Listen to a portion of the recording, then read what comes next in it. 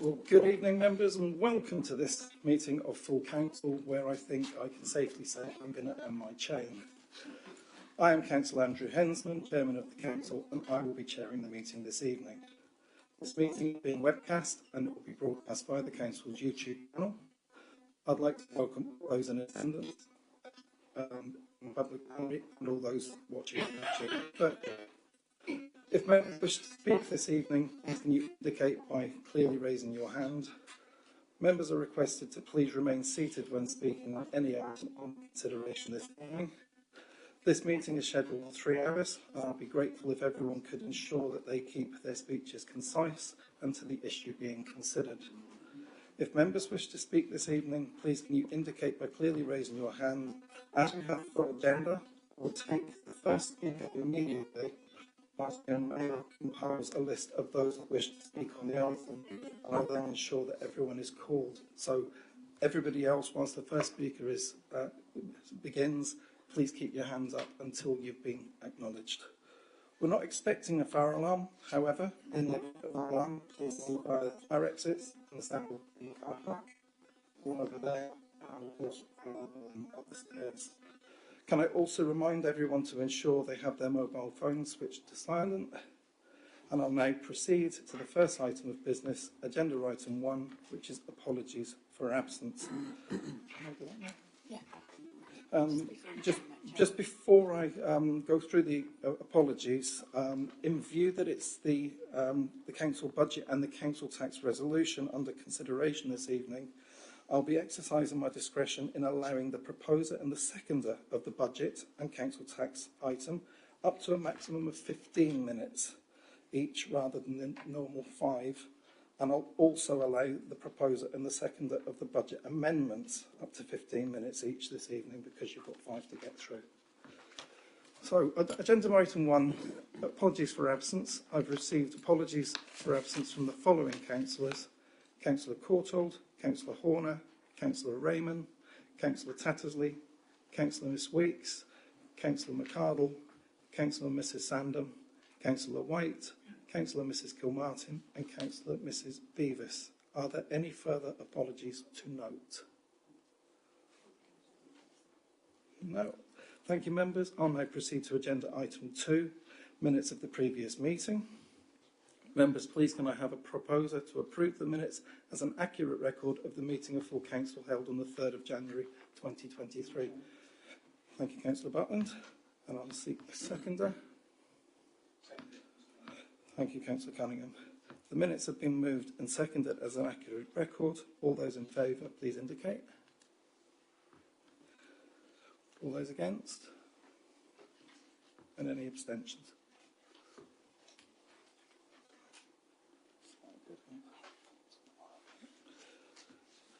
Thank you, members. The minutes are approved. I will now sign them.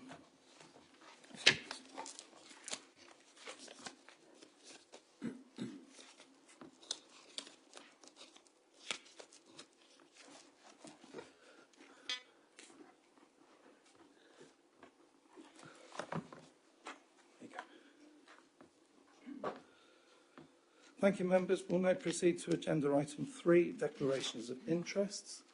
Do members have any disclosable pecuniary interest, other pecuniary interests or non-pecuniary interests that they wish to declare this evening? If so, please can you state the item and the nature of your interest? When considering your declarations for this evening, please may I remind you of the guidance issued by the monitoring officer earlier today for agenda item 7 for the council budget and the council tax resolution.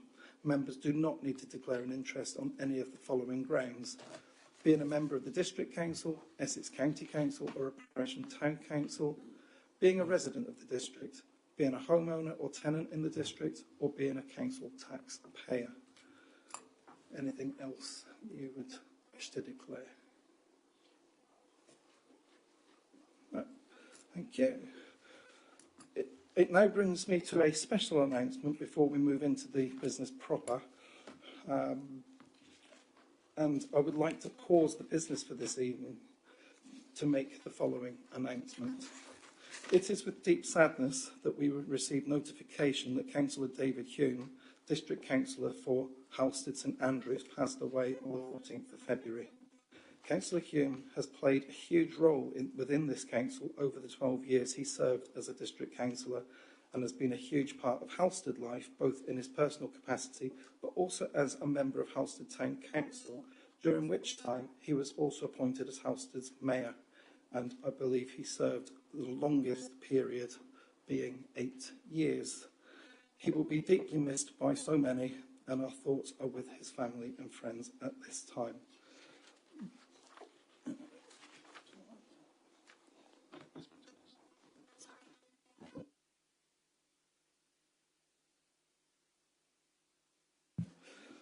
I would now like to invite Councillor Mrs Pell to lead us in our tributes this evening. Councillor Mrs Pell. Thank you, Mr Chairman, and I hope you don't mind me standing, because I feel it's a mark of respect to do so. We've all heard what the Chairman has said about David and his terms of office. About the man, what you probably don't know. David has been very ill for 4 to 5 years and spent a lot of his time in hospital. He never gave up, as he was seen at our last council meeting, and we all know how poorly he was at that meeting, but he stuck it out. Only just over a week ago, he phoned me from the hospital to give his apologies. Shows you how he took it seriously. He never, to my knowledge, fell out with people and was very knowledgeable. He was a real gentleman. He went to Earlscombe Grammar School. He taught at White Notley School, Richard de Clare School, and then became headmaster at John Bunyan until he retired. He was a large part of Halstead life, town councillor, past mayor, member of the PCC at St Andrews, secretary to many organisations, including Courtauld Sports Ground, where he used to play cricket for the Fens Cricket Club. He was president of Halstead in Bloom, member of Rotary, Probus, Homes of Rest, the Courtauld ones, Earlscombe Educational Trust, and many, many more. And he was a friend to many. Nothing was too much for him. He is missed already by so many, and a lot of clubs and organisations are saying, how are we going to replace him? And I don't know either, because he did so much. I personally am going to miss his phone calls and companionship and his help. He was also a friend to me and my husband, and I would like to finish by saying he loved his cricket. As I said, he used to play for the Fens up at Courtauld Sports Ground. So let's all hope that he is joining in with his friends who have passed before him and hitting that ball for 6. Good luck, David. Thank you, Councillor Pell. And one other thing that should be added is he was also a volunteer driver, community transport. So, members, are there any others who wish to say a few words? Councillor Butland. Thank you, Mr Chairman. On behalf of this side of the Chamber, I would like to add our condolences to that of Councillor Mrs Pell, both to David's family and to the HRA group who have suffered a personal loss as well as a political loss. There are very few of us who, when we go, will be regarded kindly by everyone. But I think one could say that, Chairman, will be the case with David. In all the time that we've sat opposite him, he has been a perfect gentleman, someone that has been interesting to talk to, and someone who will be sadly missed. He was the epitome of a very, very good district councillor, and many aspiring councillors could learn a lot from the likes of David. We add our condolences to those of Mrs Powell. Thank you, Councillor Butland. Councillor Mann. David and I first met as teachers best part of 40 years ago when he was head of White Notley Primary School. Now it's customary on occasions like this to speak of a councillor's dedication to the local community. But with David, this was really true. Being a councillor was, as Jackie has said, just the tip of his personal iceberg. there were decades of active community work, sacrificial service involving commitment of his time, his energy. He was a fine example of community leadership, dedicated and, in the end, brave, and I'm proud to have known him. Thank you, Chair. Thank you, Councillor. Councillor Abbott. Yes, thank you, Mr. Chairman. As other group leaders have said, David served for 12 years as a district councillor, but for many more years in total in his service in Halstead.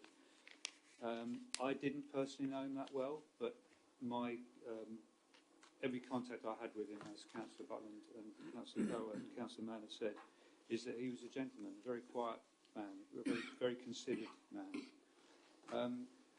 One thing I did notice, though, was how bravely he fought his illness. I didn't know, actually, he'd had it for as long as Jackie said.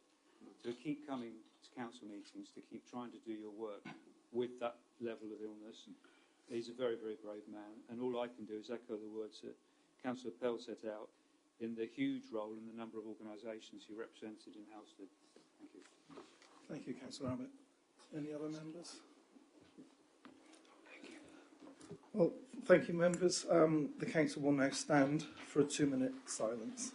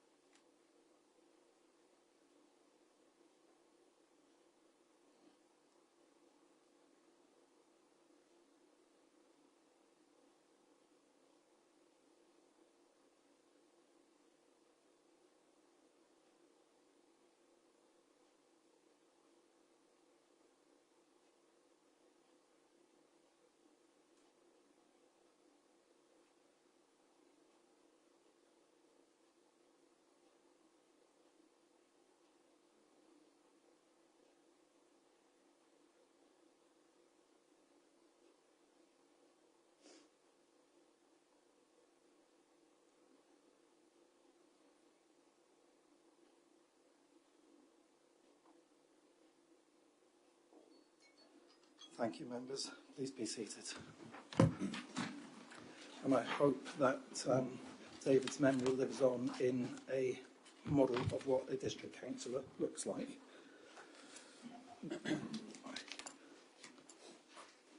We will now proceed to agenda item 4, public question time. Members, we have 3 registered speakers for this evening's meeting.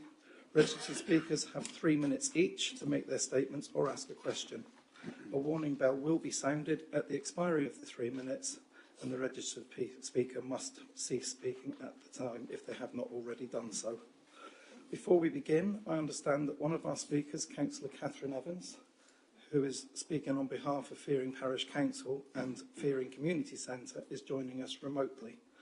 Can I check that the Governance Officer has admitted Councillor Evans to the meeting from the waiting room? Chairman, Councillor Evans is admitted to the chamber. Thank you. Thank you. Councillor Evans, you are our first speaker this evening and you wish to make a statement on agenda item 7, Council Budget and Council Tax 2023 to 24 and the Medium Term Financial Strategy 2023 to 24 to 26 to 27. Please unmute your microphone and you have 3 minutes to make your statement. Councillor Evans. Yeah. Good evening, councillors. My name is Catherine Evans. I'm a Fearing Parish Councillor and I'm the volunteer who assembled the quotes and information for the Fearing Community Centre and Hall Carbon Footprint Reduction BDC Councillor Capital Bid submitted and supported by both BDC ward councillors. The scheme was publicised to members in a letter from Councillor Butland dated 26th of May 2022, which I forwarded with the written statement. The letter stated that proposals should be for a project with a minimum capital spend of 10k and to show how the bid supported BDC's corporate strategy and particularly the key priorities set out in our Bouncing Back Together plan. The close date was 2nd of September. There were two bids. The Silver End bid was for sustainable parking, including a dropped curb outside the Silver End Bowls Club. The bid was for 45,000 with 5,000 from the Bowls Club. The Bowls Club premises and the frontage proposed for car parking is owned by Braintree District Council.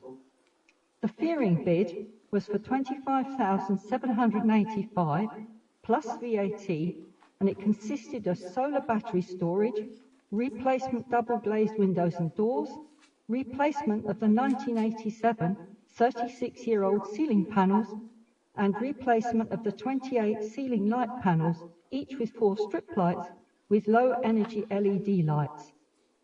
The recommendation to not approve the Fearing bid and to progress the Silver End bid was discussed at the Performance Management Scrutiny Committee meeting of the 23rd of November and at a non-public meeting. As far as I'm aware, no evaluation matrix criteria scoring result has been published. In the 1st and 2nd February revision of the Council Budget and Financial Strategy, paragraph 2715 states that the Silver End Councillor bid is now only for the installation of dropped curb at an estimated cost of £5,000. Members are asked to note that the recommended Silver End bid is now below the £10,000 minimum capital spend criterion set out in Councillor Butland's letter of the 26th of May. And it is also not clear how the installation of a dropped curb meets the Bouncing Back Together priorities. As such, the Silver End bid must be invalid. The only BDC councillor bid that meets the criteria set out in Councillor Butland's letter is the Fearing bid, supported by both BDC ward councillors. It is therefore requested that the Fearing bid is approved by this BDC full council meeting. If members are not minded to approve the Fearing bid, then it is requested that neither bid is approved, as approving a bid below the publicised £10,000 limit is unfair on other councillors who might have been able to submit a project meeting a minimum capital spend of £5,000 rather than the stated £10,000 minimum requirement. Evans, you're out of time. Have you got much to go? Have you got much more to go? I've got 2 more paragraphs, but if you want me to stop, I'll stop. Yeah, as we've got a fun-packed agenda, I'd request that because we have got a copy of your statement already. Yes. Thank you. Okay, thank you. If I'd appreciate if you could mute your microphone, please. Yeah, will do. Thank you. I'd like to invite Councillor Butland to respond to your statement, and Councillor Evans, you do not have a right to reply. Councillor Butland. Thank you, Chairman. Good evening, Councillor Evans. Hopefully you can hear me. Of course, you're muted, so you won't be able to say yes, but if you nod, that's fine. Thank you very much for the statement you've made. I just want to correct only one point in it, and that is the issue that the original proposals in my letter talked about proposals for a project with a minimum capital spend of 10,000. It didn't say that the minimum allocation would be 10,000, but a minimum capital spend. And therefore, both applications that were received met that criteria, both Silver End and the one from Fearing. However, I read, and thank you so much for sending this in ahead of time, because I read with interest your proposal this afternoon, and I think I am inclined to recommend to my colleagues, because we can't do it tonight, that we engage in further dialogue with your parish council to see whether something may be able to be done. I make no promises, but certainly I've been taken with the arguments that you have put forward, and I would like to discuss that matter more. So as a result of your statement tonight, I am going to ask officers to engage in conversation with the parish council on this, and I hope that will also meet with Councillor Thorogood's approval as well. Thank you, Chairman. Thank you, Councillor Butland. The next speaker this evening is Mr. Michael Staines, who is also making a statement on agenda item 7, council budget. Please come forward to the speaker's table. You have 3 minutes to ask your question or make your statement. Thank you very much. I'm Michael Staines, and I intend to represent Three Fields in the upcoming elections in May as an independent candidate. And I support the repurposing of funds for ditching the 2.5 million Millennium Slips contribution for positive investment into our rural areas. However, I'm personally against the £25 per person rebate to residents, as it does not sufficiently compensate them for quality of living issues caused by overdevelopment. Ditching the 2.5 million contribution to the overall 10 million Slips project was originally suggested by a Green and Independent group in response to a proposed council tax rise. The Millennium Slips money was to come from the new homes bonus funding, a byproduct of all the development in the district, which should be used to support the local economy, stimulate investment and create jobs, not to be frittered away. So how could the 23-24 budget be balanced and better achieve the goals of the fund? Use some of the fund to boost the district's rural economy and support the 3 tourist centres identified in the local plan: Finchingfield, Coggeshall and Castle Hedingham. Funding of smart, new, consistent wayfinding signs promoting these visitor locations from major A roads and local B roads will be a really great start. Each location can also be properly supported to sign and promote their own unique attractions. These outward-facing tourist villages should also receive improved street cleaning support, ideally to a standard to that around Causeway House. Repairing pavements, curbs and adding benches would improve accessibility, and identifying and assisting in securing the repair of dilapidated at-risk buildings of local interest would also improve their street scenes. Perhaps the 3 tourist locations could share a physical mobile tourist office too. We don't have one at the moment. These ideas for rural investment would bring the local plan to life, support the rural economy by boosting growth and bring investment to secure the district's unique heritage assets and countryside. While the cost of living crisis rightly makes the headlines, many residents are also experiencing a quality of living crisis, and this is caused by the effects of, or the threat of, too much unsuitable development in unsustainable rural locations, increasing congestion and adding to HGV traffic, and the £25 rebate will simply not make this go away. A high-profile current example of the looming quality of living crisis is ECC's plan to demolish and replace the Finchingfield Bridge so that more 40-tonne HGVs can use the B1053.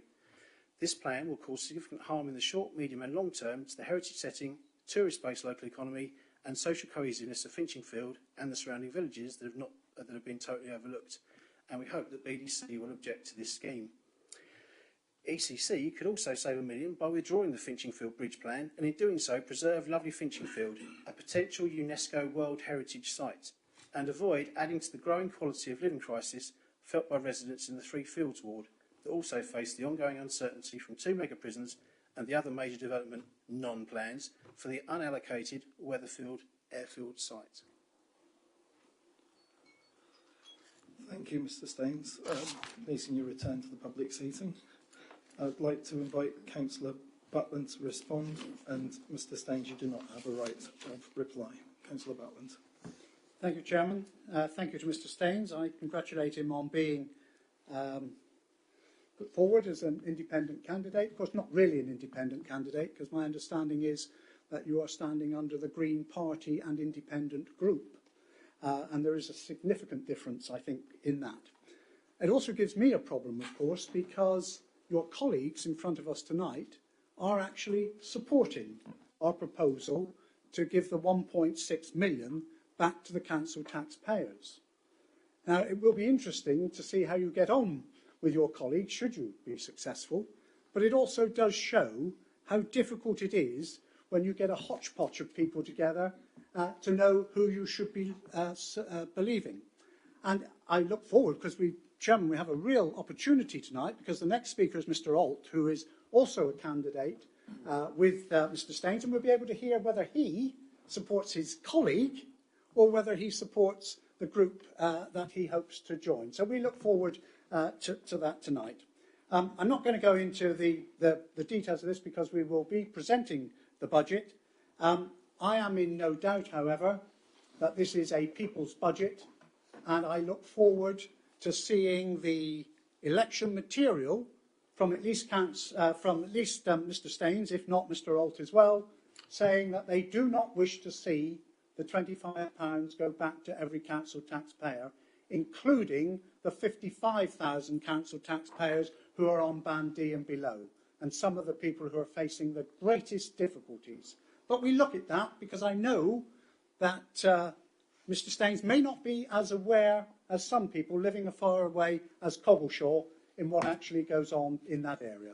But we'll deal with the issues that he raised in our budget, Chairman. Thank you, Councillor Buckland. So, as Councillor Buckland says, the next speaker this evening is Mr. Mark Alt. If you'd like to come over to the speakers' table, and we'll be making a statement on Finchingfield Bridge. Mr. Alt, you have 3 minutes to ask your question or make your statement. Thank you. Good evening, Chairman. Good evening, councillors. The council will no doubt be aware that Finchingfield Bridge is currently the subject of an application by Essex County Council to demolish the existing 200-year-old heritage bridge in the conservation area and replace it with a flatter, wider pastiche, enabling more 40-tonne HGVs to pass unhindered through the village and the rural road network, including the B10053. This is all baffling to residents, as the local plan does not identify any major development for Wethersfield, Shalford or Finchingfield, and wonders why we require a bridge that can support 40-tonne heavy vehicles. When repairing the bridge, enforcing a weight and width restriction would resolve the issue of the bridge being damaged and would maintain the beauty of the village aesthetic. There is no consideration in the consultation phase of the proposed altering of the bridge for the Grade 1 listed Guildhall, which is constantly being hit by and severely damaged by heavy goods vehicles. This will only get worse should the bridge be altered and more heavy goods find their way unhindered through the village. In addition, no thought has been given to the increase in dangers to pedestrians, cyclists, motorists, horse riders and other drivers on the very narrow streets and around the village green. Finchingfield is one of 3 identified tourism centres in the district. The alternative suitable rural economy and unique heritage setting are under threat by a tunnel vision of trucks, prisons and houses in unallocated locations, aided and abetted by Essex County Council and Braintree District Council. Will Councillor Butland work with the Three Fields Parish Councils to form a 4th zone required to protect, preserve and enhance these fragile tourist destinations from the build and be damned tunnel vision? There are a great deal of people in Finchingfield without internet access, and no details have been provided on the letter from Essex Highways of an address to which residents can send their objection letters by post. The online petition to leave our bridge alone has raised almost 4,000 signatures, clearly demonstrating the strong feeling about protecting the bridge and the village from physical unwanted changes. Mr. Butland attended Shalford Parish Council meeting on February the 15th, where I was in attendance. Councillor Butland stated that he had visited a resident of Water Lane and had spent a few hours with the elderly gentleman, who asked Councillor Butland if he could help him get a reduction in the speed limit, to which Councillor Butland said to the Shalford Parish Council that he saw lots of speeding traffic go past while he was in the gentleman's residence and would see what he could do to get this sorted for him, to which the Parish Council Chairman asked if he could do the same for her regarding signs that needed to go up in her lane, to which Mr. Butland responded by saying he would see what he could do. Will Councillor Butland use his suggested influence by sorting it in the same way he suggested he can on individual matters for the residents of the Three Fields by helping throw the plans out to demolish the Finchingfield Bridge? Thank you. Thank you, Mr. Roll. I'd like to invite Councillor Butland to respond. And Mr. Roll, you do not have a right of reply, Councillor Butland. Chairman, can I just seek guidance that this is a Braintree District Council matter and not an Essex County Council matter? Chairman, Councillor Butland, the matter was allowed on the basis that within the Constitution it's a matter that affects the district. That's interpreted on a wide basis, whilst accepting that the actual nuts and bolts of the question are more related to Essex County Council. But because it affects the district, falling within the district. That's why it was allowed. Okay, I think we just need to be clear that we are not Essex County Council. Absolutely. Right, okay. What I would say to Mr. Alt is that since 2017, when I first represented the County Council seat, I'm sorry, Chairman, to have to talk about County Council, but that's the decision that's been taken. If I may, Councillor Butland, the guidance I was given was because we would be a consultee should it come forward, and therefore we allowed it. Fine, I'm just answering, Chairman. And 2017, I think, is the same year that Mr. Alt came to his current address. So he will not be aware of a lot of stuff that went on way before 2017 on this bridge. I have worked with 4 parish council chairmen on this issue, and I have had discussions on this current arrangement with both the chairman and the vice chairman before he went into hospital. I continue to make myself available. At various times during the last 6 years, the views of residents has changed significantly from one side to the other. At first, the argument was not whether there should be a new bridge, but if there was a new bridge, should there be a diversion, which most of us reckon would be about a 15-mile diversion, or should there be a temporary bridge? Finchingfield was divided on that many years ago. I don't know, through you, Chairman, whether Mr. Alt was present then. He certainly wasn't playing a key part in it, but then, of course, he was not at that stage seeking election to a council. The situation now is that I have attended as many of the Finchingfield meetings, and I gather there's one on Wednesday, and I hope to be present at that to hear the views of the parish council. I hope I will hear the views of the parish council as the democratically elected group. I have arranged, together with the parish council, to gain an extension to the period of time that the Essex County Council will allow for responses and consultation to the end of this month. In terms of will I work with the parish council to help throw the plans out, I will work with the parish council when I know what the parish council's decision is. But I also have to take into account other people who write to me with a differing view. That's one of the great things about being an elected person, particularly in some of the country areas, is that you very rarely find that everybody has the same idea as to what should be done.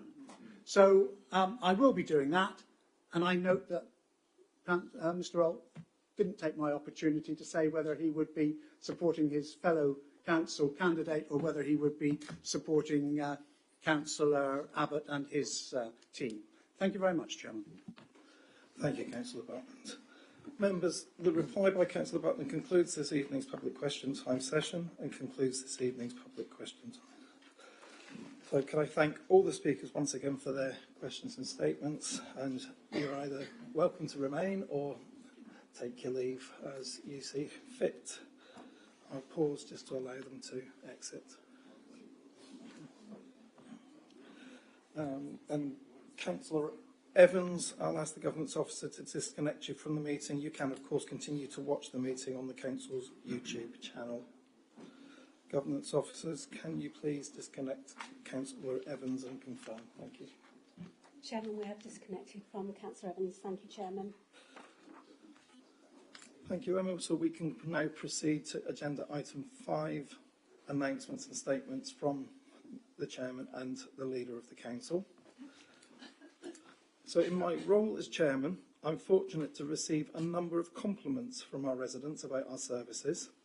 And this month I received an email from someone who does not live in the district, but took the time to email me about the continued excellent service and communication that she receives from the operations team. And I went back and asked for further details, for which she was very kind to give me.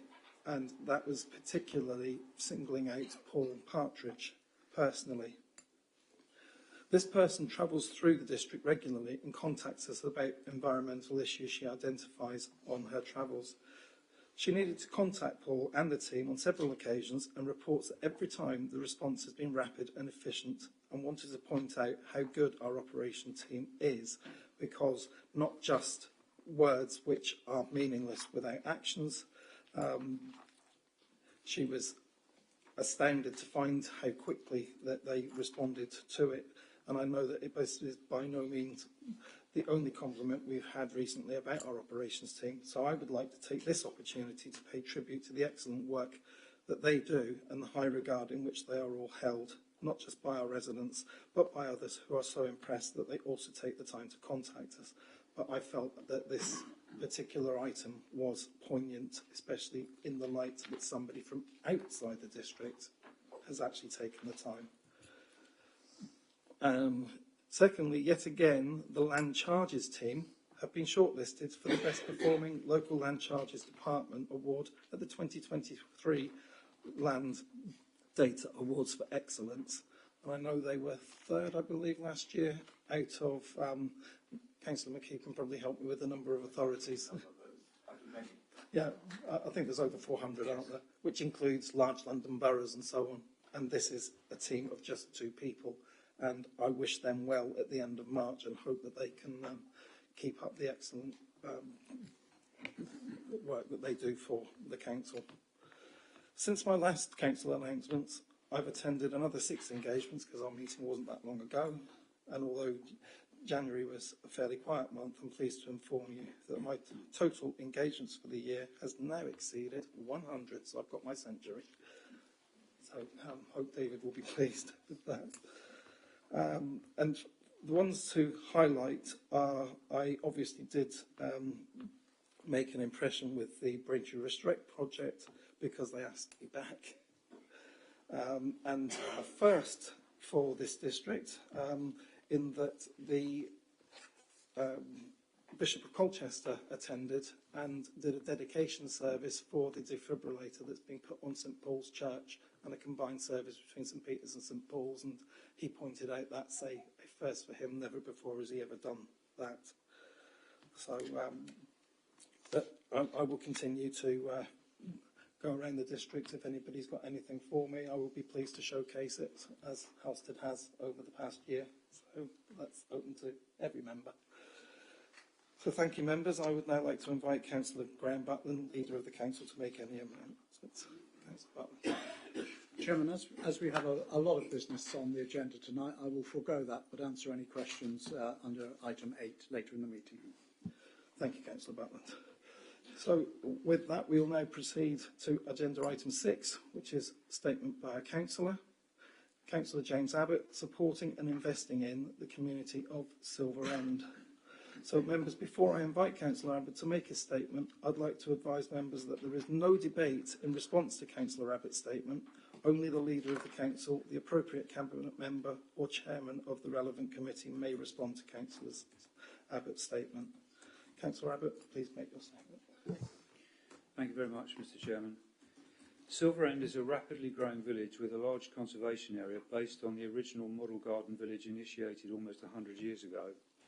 I have represented the village as one of the district councillors for nearly 24 years. The number of homes under construction, recently completed or with consent, is now over 600, so the population is set to increase by well over 1,000 new residents.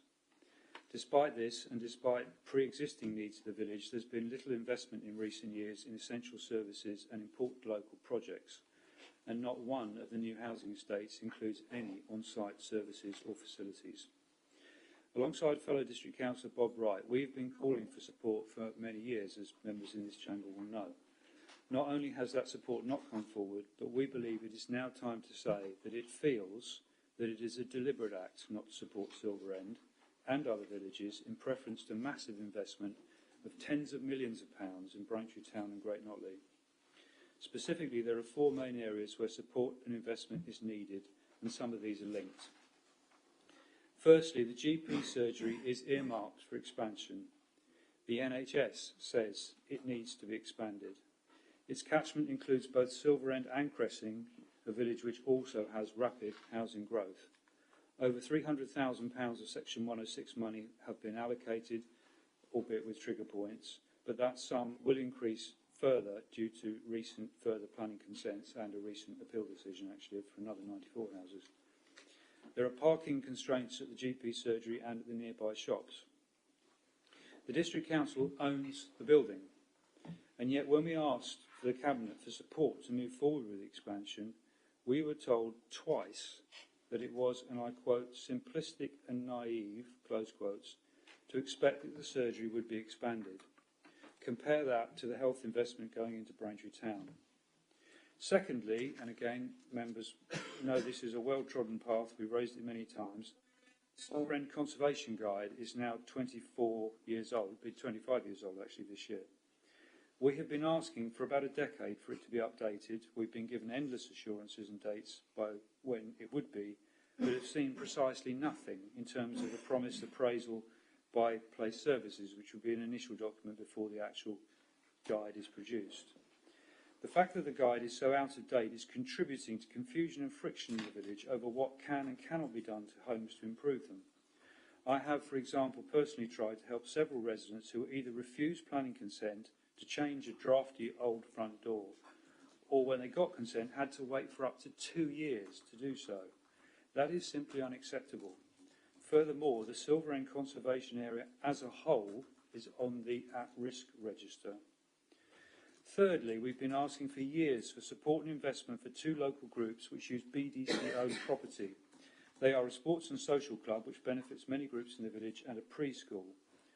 Although it is welcome that £5,000 is now in the 23-24 budget to assist with improved parking at the club, that is a fraction of what I requested via the Councilor Capital Grant bid scheme. Without any reference to me or the club, the Cabinet sought to change the nature of the bid to an unworkable parking option which I would never have applied for. When I asked at a Cabinet meeting as to who proposed this, instead of responding in a helpful way, the Leader of the Council said, and I quote, "It was not God." Parking in the village centre is at a premium, and my bid would have assisted in easing this and improving a BDC-owned property. Not only has that issue not been fully resolved, the club has been out of lease with BDC, as Councillor McKee knows when I raised it to him, for years. Repeated promises that the lease would be updated have not been met. I first asked the Council about these issues nearly 4 years ago. The preschool has no outdoor play space of its own, which could become an Ofsted issue actually. Early years is, or should be, a high priority for all our communities. Despite my efforts to bring together all relevant parties and having identified what we believe to be a workable solution on a suitable piece of BDC land, which also could have helped improve the sporting facility, there's been no progress. Finally, but not least, there is the old factory site in the village, which was built at the heart of the original Crittall factory village design. It has remained derelict for over a decade. It is an obvious opportunity to deliver a mixed-use redevelopment on a brownfield site, which could include, for example, local homes, perhaps some small starter units for employment, as well as community use of the surviving structures such as a village museum and cafe. And like 2 of the aforementioned projects, the site could also help to ease the significant parking pressures in the village centre. I have repeatedly asked if BDC could purchase the site, perhaps working with a housing association. Cabinet members told me they don't do that sort of thing. But of course, BDC does do that sort of thing. It has bought land and invested and developed land many times, notably in Braintree and Great Notley. So tell me, why not Silver End? I do not, in making this statement, claim that the Council has had shown zero support for Silver End. That's not the case. But these are issues of delivery with these named projects and issues, all of which have been raised multiple times.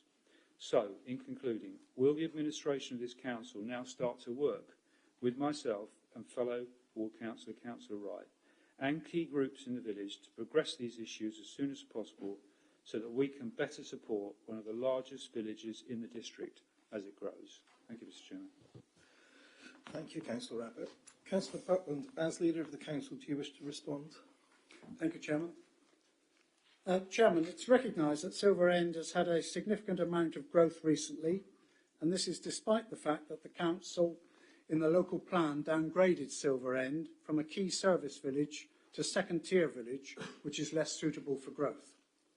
Over 75% of the recent homes were granted on appeal against both officer and planning committee decisions. It could be argued that the lack of a 5-year supply or adopted plan might have contributed to those losses in appeal.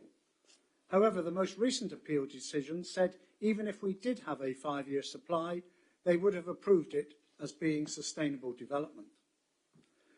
Section 106 agreements on these sites will deliver a wide range of community facilities, including 40% affordable housing on all sites above 10 homes, resulting in around 216 affordable homes for rent or purchase. On-site provision of open space, play space and amenity space, and off-site contributions to the same, plus allotments and sports provision. Contributions to early years and educational financial contributions, health contributions, and sustainable travel packs. The Council continues to work with developers and statutory providers to ensure that these contributions have been secured and, where appropriate, spent on services to support local residents. I turn now, Chairman, to the GP surgery. As everyone will know, healthcare provision is the responsibility of the new ICBs and not BDC. We will, however, always work positively with the ICB to support the delivery of healthcare facilities. We have therefore been working with them to understand their plans for healthcare in Silver End and the surrounding area. As has been discussed with Councillor Abbott and Wright by BDC officers, the ICB is keen to expand the surgery at Silver End, which BDC owns. However, there are practical constraints on the current site, which means either extending the surgery to the rear, which would need to go into an existing playing field, or building a second story on the existing building, which would mean no doctor's surgery being available for the time of such a build, both of which are difficult issues. 300,000 Section 106 money is not enough capital to complete such an extension. Finally, there is inadequate, as Councillor Abbott mentioned, there is inadequate parking capacity on the current site and next to the surgery to facilitate the growth of the surgery. Ironically, housing growth in the local area is needed to secure further Section 106 to help support options for increasing healthcare and other facilities. Turning now to the Silver End Conservation Guide. BDC is moving forwards very positively with the refresh of the guide and its associated appraisal, which Councillor Abbott knows, as he and Councillor Wright were engaged in the consultation process at the end of last year. The Silver End Conservation Area Appraisal was designated in 1983 and was reviewed in 2013 and is currently under review again. This therefore makes it the most reviewed conservation area appraisal in the district in the last 20 years. The Council commissioned Place Services last summer to update the appraisal and the guide, and as part of this process, they will look to see if the Article 4 direction itself, which restricts the development allowed without permission, also needs updating. Place Services have completed a draft of the conservation area, which is with officers for comments, and are now working on an update to the guide, which is due to be sent to BDC in the coming weeks. Due to the relationship between the two documents, the appraisal and the guide, it is only when both parts are complete that a consultation will be undertaken with local ward members, parish council and local stakeholders, as well as the wider public. Next issue raised was Silver End Bowls Club. We accept that the club does not have a current lease, but they don't need one. Their previous lease has not technically expired, and therefore, as has been explained to Councillor Abbott and the club already, they remain protected as a tenant. BDC has also agreed to provide the green space in front of the club to them in a refreshed lease, and heads of terms for that are being finalised, as well as BDC paying towards the access to the space to be used as a car park through the Councillor Capital Bids process. As far as the nursery is concerned, progress has been made subsequent to officers meeting on site with Councillor Abbott and the nursery. We are in the process of making a change of use request to the Fields in Trust to gain their permission to change the use on the tennis courts to facilitate their use. Clearly, we will need the permission of the Fields in Trust. And finally, the Crittall factory site. The Crittall work site in Silver End is a historic site in the centre of the village and has been allocated for redevelopment since 2011. The council has been in talks with the owner to bring the site forward since at least 2009. It is, however, a tricky site and it has significant historical importance which must be protected through any new development. BDC has been trying to engage with the owner of the site for a number of years, but this hasn't resulted in it being brought forward for development. However, I am extremely grateful to the very active County Councillor for the area, Councillor Ross Plale, and Priti Patel, the MP for Witham, for supporting a reintroduction of BDC officers with the site owner several weeks ago, which we hope will see some movement towards development of the site in the future. Investment in projects has always been progressed on the basis of a robust business case. There is no indication that the current owner wants to sell the site, and therefore no business case is able to be developed. This is, of course, different on other sites that the council has developed. Mr. Chairman, I hope I have answered in detail all of the points which have been raised by Councillor Abbott, and I congratulate him on using the Constitution to bring forward matters of interest within his ward. Thank you, Councillor Butland. The response by Councillor Butland ends this item of business, so we'll now proceed to agenda item 7, Council Budget and Council Tax 2023 to 24 and medium-term financial strategy from financial years 2023 to 24 through to 2026 to 27. Members, the detail pertaining to this item is set out in the Council Budget and Council Tax Report, the Addendum Report and the Council Tax Resolution 2023 to 24 report, which was circulated separately to the agenda. There is also an amendments pack which has been circulated to all councillors in advance of this meeting. So I would like to invite Councillor Butland to move all of the relevant recommendations for full council. Please can I remind you that before you make your speech, it must be seconded. Councillor Butland. Thank you, Chairman. Thank you, Chairman. I formally move the recommendations on page 1 of agenda item 7A, the Council Budget and Council Tax 23-24 and Medium-Term Financial Strategy 23-24 to 26-27 Addendum Report, and the recommendations contained in items 2.1.1 through to 2.1.19.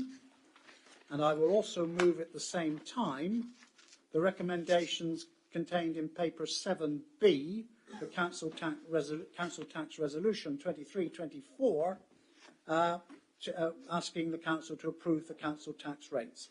I will formally move those, Chairman. Thank you, Councillor Butland. Councillor Butland has moved the recommendations. Please can I have a seconder? Thank you, Councillor McKee. Do you wish to reserve your right to speak? I do, Chairman. Thank you, Councillor McKee. Councillor Butland, please can you present the report? Thank you, Chairman. This is the 20th budget which has been produced by this Conservative administration in the years that we have been controlling this council. And I'm delighted to say this is another very sensible and strong budget following on what we have done over the years. It's very easy for councils to get themselves into budget and financial difficulties. And I have to say, councils of both political persuasions have managed to do that recently with a high degree of publicity. But in this instance, I think we can congratulate ourselves as a council for the approach that we have taken on our budget. But this has been a particularly difficult year in arranging a budget because of the increase in costs, particularly, that have affected councils. The same costs that are affecting, of course, our residents as well. Increased energy costs, increased costs of goods and services, and, of course, the significant increase in our wage bill as a result of the local government finance settlement. I couldn't help but note it's a pity that members of the public who didn't raise an issue on this don't stay behind to actually hear the debate, but never mind. So we have had a difficult time, and I am grateful to the officers, Suzanne Bennett and Phil Myers and his team, for all the work that they have put in providing particularly Councillor McKee and myself with the issues relating to this budget. Councillor McKee will be going into the detail. I just want to set the scene and what were our guiding principles when we introduced this budget. Our guiding principles were to maintain as many of the services that are currently delivered and also to protect as many of our citizens as possible from the increased demands arising from the cost of living. I think we have achieved both of those in this budget.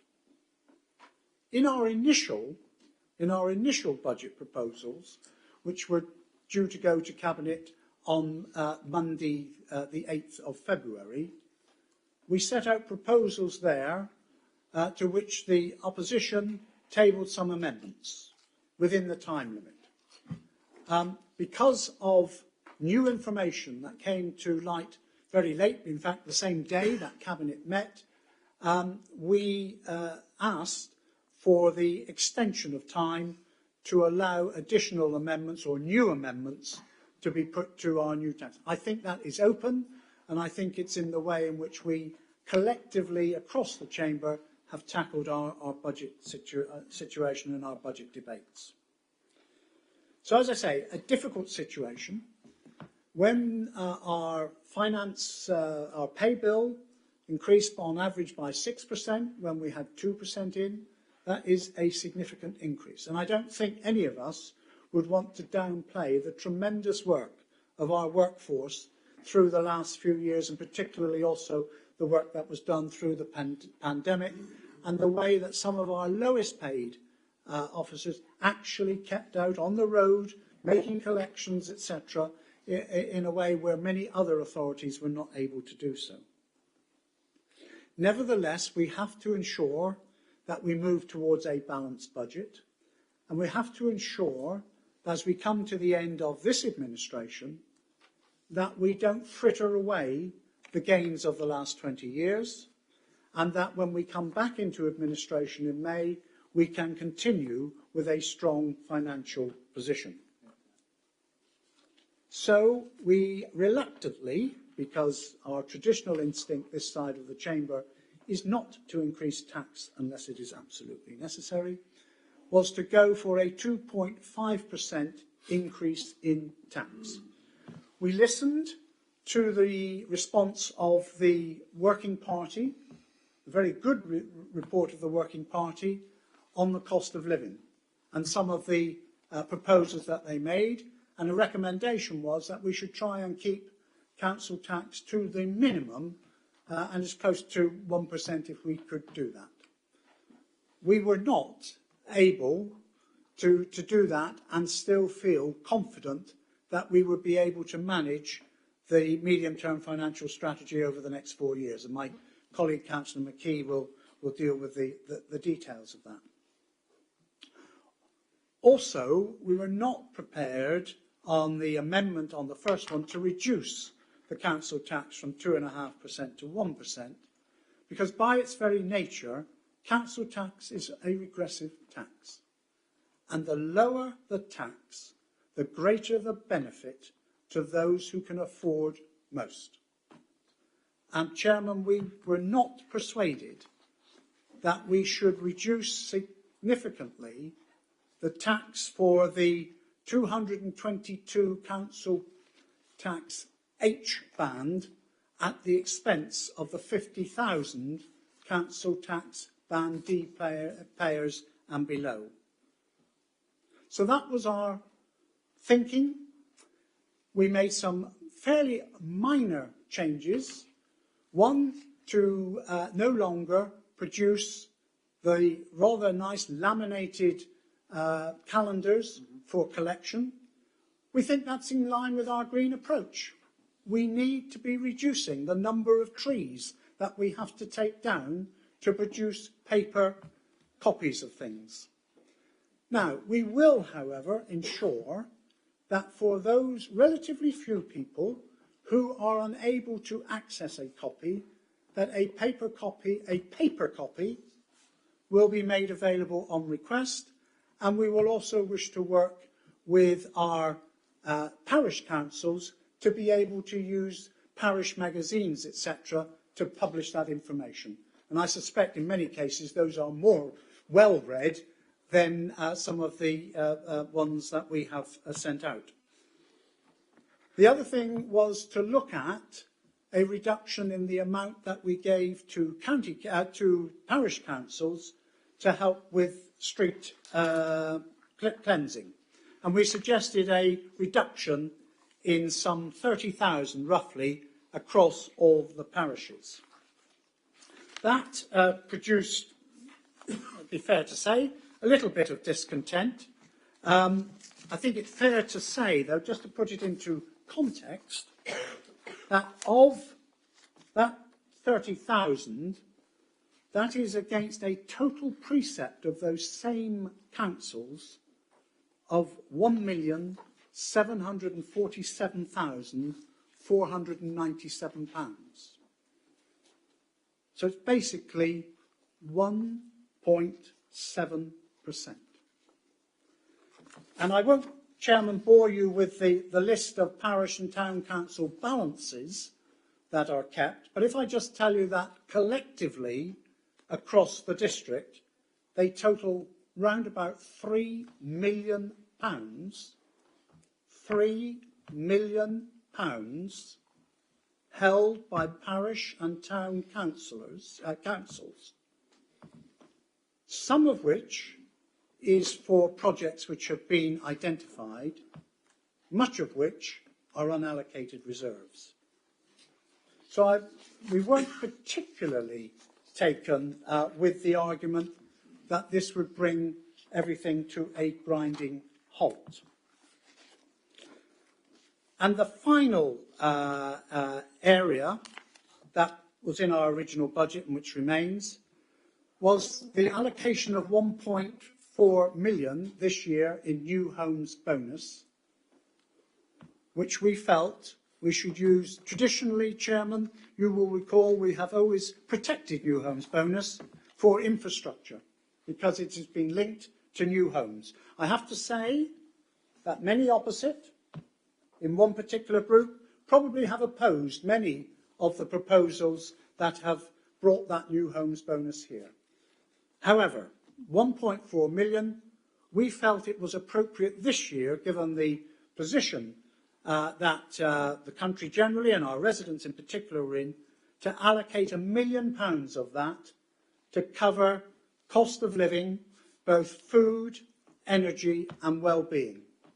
And I'm proud that we are doing that, and that was as the direct result of the all-party group that we set up to look at the cost of living impact on our residents. And I thank Councillor Garrett for having chaired that debate and brought that report so quickly to us that enabled us to report on that. So that's where we were. Then on the Friday before Council, I received notification, a letter from the leader of the County Council as a result of the fact that our bid for the Millennium Slips had not been successful, our levelling up bid. And his letter, which was saying, giving us advance warning or notification that it was unlikely, given the County Council's budget coming up, that those slips would be able to proceed in the near or foreseeable future, although they remain on the County Council's proposed list. I had my fingers burnt once, Mr. Chairman, leaving reserves for specific projects for a long time, and I smile across the chamber to Councillor Mrs. Pell because she will know what the money I'm referring to. And I wasn't prepared, and the Cabinet wasn't prepared, to fall into the same trap twice. And so we decided, reluctantly from this side, I think with glee and pleasure from that side, not to take that £2.5 million ring fencing and bring it into a general pot. Not a general pot, but for specific projects. I'd be honest, Chairman, I would like to have seen £50 off, which would have taken all the money. But robust discussion with officers, and that I think is one of the strengths of this council, is that officers do feel free to be able to put forward alternative views. We settled on a figure of £25, and this case was made, which I accepted, that money would be needed for transformation as we continue to tackle the task ahead of us over the next few years. So we have proposed a £25 new homes and growth dividend, quite specifically named, because that's where it's come from new homes and growth in this district. Why have we gone for that rather than use the money to reduce the amount of council tax overall? One, because by keeping the council tax rise at 2.95, we don't threaten future years of the MTF. But secondly, by doing a straight £25 across the whole of the council taxpayers, it means that those in the lower grades, the lowest grade, Band A for example, will actually be paying 17.5% less council tax to this authority next year than they paid last year. Not a reduction of 1%, 17.5%. If you are in a Band D property, you will pay 11% less BDC council tax this year than you did last year. And if you're lucky enough to live in a Band H house, you will pay 4% less than you did last year. Now, had we have had more time, Chairman, I think we would have liked to have been able to finesse that money even more towards those most in need. But because of the timing, we needed to do it basically over the weekend leading up to the Cabinet meeting. But I do believe most strongly that is the way that should be done. Now, I'm delighted that that has been accepted by the opposition, although, of course, they still want the 1% reduction so that those Band H taxpayers will not be hit as hard under their budget as they will under ours. And finally, Chairman, part of that resource will, as I say, also go to a transformation fund.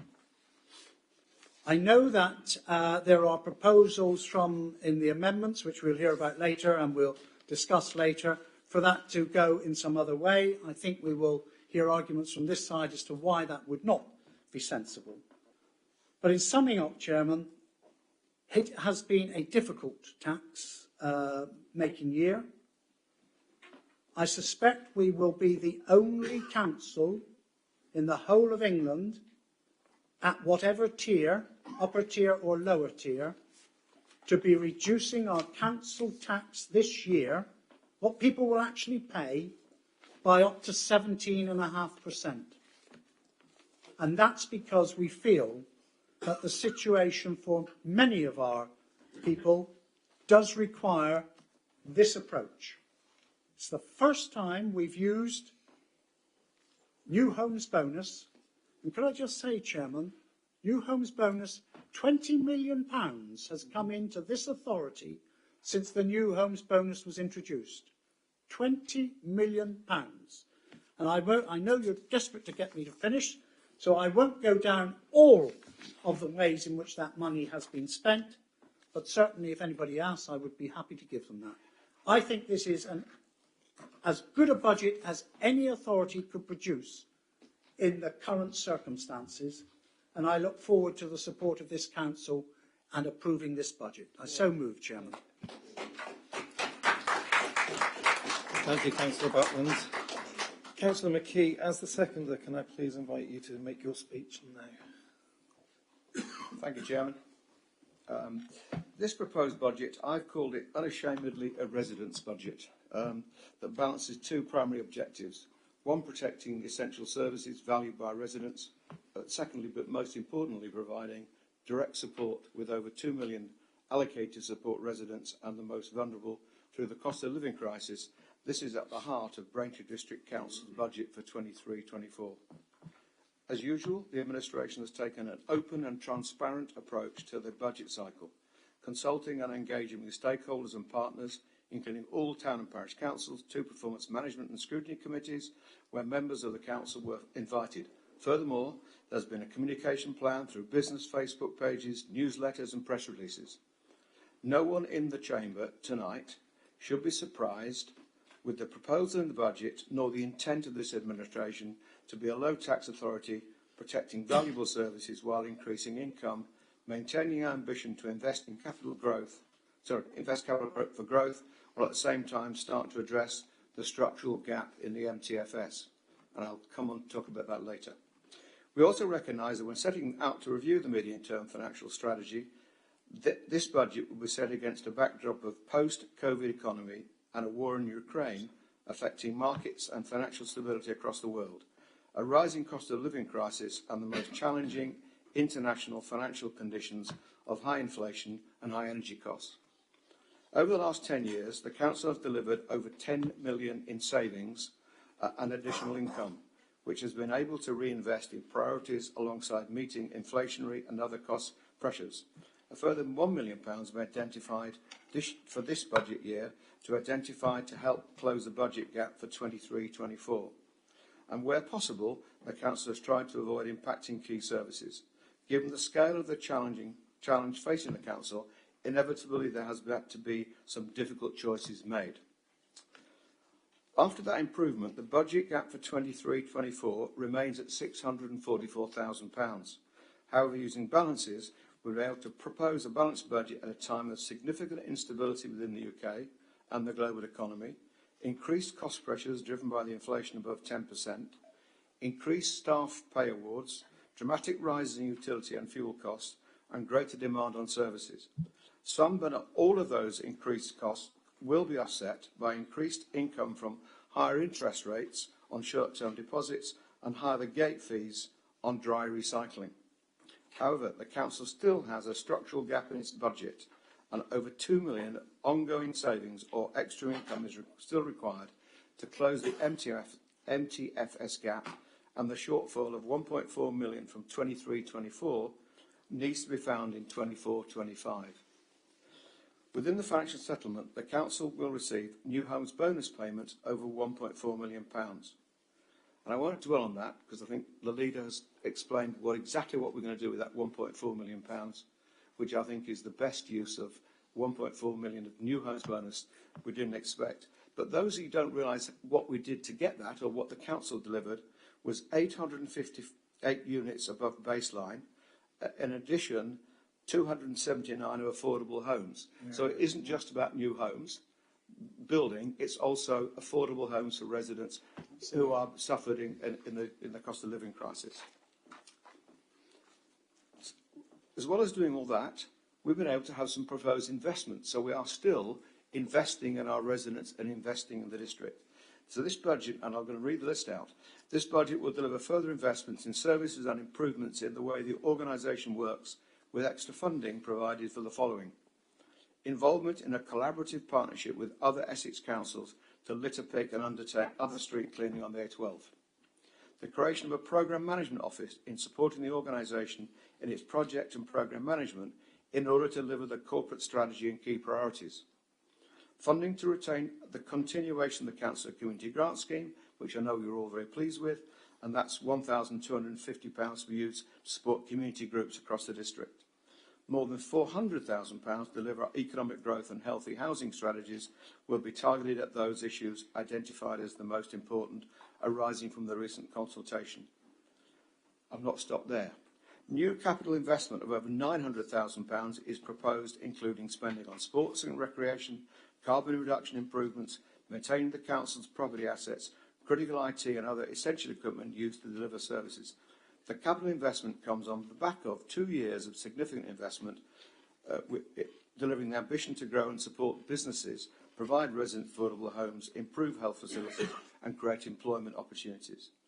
Major projects already included in the capital programme include over 4 million for the Maltings Lane Community Centre, and we continue to work towards delivering the business units in Witham.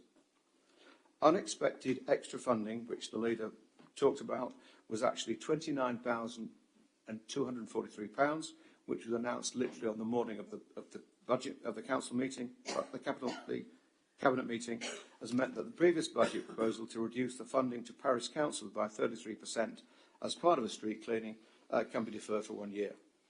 The budget proposal also confirmed an intention to introduce a charge for garden waste collections, which would make significant contribution to closing the 24-25 budget gap and future years. This will be considered at Cabinet on 13th of March. I'll talk a little about the funding of the budget. The Government publishes a core spending power CSP statement to illustrate the resources which it calculates are available to an authority to deliver services, district councils, and the CSP consists of settlement funding assessment, including assumed income from council tax at the 3% maximum, new homes bonus and other grants as laid out in table 6.2 of the report. For BDC, this resulted in a £17.3 million settlement, at 807 increase in the actual settlement itself, almost 5% over 22-23, but lower than the headline national average of around 9%. I'll now talk about council tax. With over 60% of the council's net budget being funded from council tax, it's proposed to increase the tax 2.5%, as the leader said, an extra 9p per week based on a Band D property, against the government's maximum limit of 3%. This means Braintree City Council will remain one of the lowest council tax rates in Essex, below the national district average. Additional support will be provided to those facing financial difficulties through our exceptional hardship fund and the new government-funded council tax support fund, where those in receipt of local council tax support get an additional discount of up to £25. I'll talk a little about the growth dividend. I won't go into the details, I think the leaders covered it pretty well, but the net effect of this will to reduce the Braintree City council tax component of the council tax lower than 22-23. A Band D A home will pay £104.34, 17.5% lower.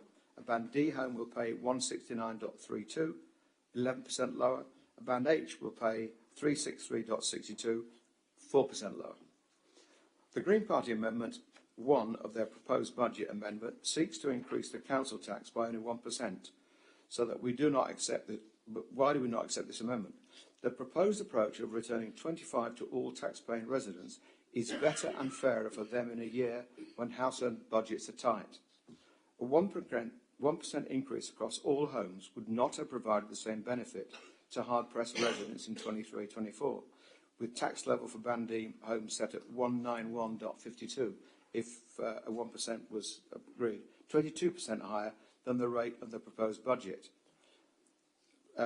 Most importantly, it would increase the MTFS gap, requiring additional income or additional savings of very nearly £176,000, as I understand the GIAN approach will be to fill this gap from reserves, increasing the structural gap. I will come to the use of reserves shortly. The financial challenge remains unchanged. The updated MTFS financial profile for 23-24 to 26-27, after taking account of the proposed savings, is in your papers in Appendix A. It reflects the remaining shortfall in 23-24 of 644 being met from general fund allocated balances and a projected ongoing budget shortfall over £2 million, plus continued for 26-27. Plans continue to address the longer-term financial challenges and are detailed in the report. However, I think at this point it's worth mentioning that there seems to be a view that to close the budget gap, the first call is use reserves or general fund balances, rather than taking difficult and fiscally sound decisions to act to create more income or reduce costs. The report makes clear it would require £6 million of reserves to close the current anticipated MTFS gap. General fund balances and reserves. The general fund balance at 1st of April 22 was £6.1 million. It is currently projected this will rise to 6.6 by the end of the current financial year in March 2023. It was previously agreed that the minimum level of balances considered prudent to retain should be increased from £1.5 million to £3 million. With a proposal to meet the remaining budget gap in 23-24 from balances, this would mean that an estimated £765,000 is planned to be withdrawn from balances, with the potential for a further £200,000, subject to introduction of garden waste charging being approved by the Cabinet on March 13th.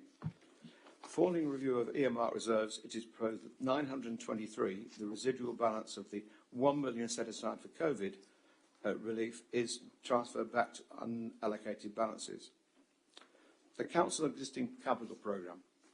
The Council's existing programme and available resources is summarised in the table and report, paragraph 27, and shows that an estimated £3.8 million of capital resources are available after allowing for the current programme commitments and provisions and further additional borrowing. In closing, I recommend this residents' budget to Council despite the economic background and additional call on our services. We are proposing a balanced budget, as we are required to do, but they have balanced the needs of residents against the need to reduce the structural gap in the finances of the Council over the MTFS period 23 to 27, and have achieved that with the use of balances, in order that programmes and plans in place are underway to be able to contribute towards creating a balanced budget in 24-25, minimising the use of reserves or balances. I'm optimistic for the future financial position of this Council. I'd now like to just talk a little bit about the Council tax resolution. The resolution is agreed, if it to be agreed this evening, is set out in your report and is required to allow this authority to start billing the Council tax for 23-24. The summary of the Council tax recommended in the report, item 3, with Council tax of 194.31, and details of the Parish and Town Council's precepts, the details of Essex County Council and Fire and Police Commissioner Essex precepts are in the appendices to create a total billable council tax. I would also like to thank the leaders already thanked, but Suzanne Bennett, Phil Myers and Mark Jarvis for their really hard work and support. And I don't think we'll be able to have a budget such as we have now without the support of those found officers. And I think you can all be proud they are second to none. Thank you. Yeah. Thank you, Councillor McKee. Well, members, before we proceed with the debate on the budget and council tax resolution reports before us, there are 5 amendments that need considering first. Accordingly, an amendment pack has been circulated to members which contains the details of the 5 proposed amendments to the budget under consideration this evening. Can I therefore invite Councillor Abbott to formally move your amendments as set out in the amendment pack? Please can I remind you that before you make your speech on your motion, it must be seconded. I move the 5 amendments, Mr. Chairman. Thank you, Councillor Abbott. Members, Councillor Abbott has formally moved his amendments. Can I have a seconder for all 5 amendments? Thank you, Councillor Thorogood. Do you wish to reserve your right to speak? Yes, please. Councillor Abbott, please can you present your amendments as set out in the amendment pack, and I'll afford you the same time as Councillor Butland. Thank you. Thank you very much, Mr. Chairman. I don't anticipate taking up the full allocation of 15 minutes. I'd like to start by thanking officers sincerely for their time and advice in assisting with ensuring that the GNI Group amendments are set out in the required form. Whilst we had a pretty good idea of what we wanted to say, they put it in the correct language and put it that way around.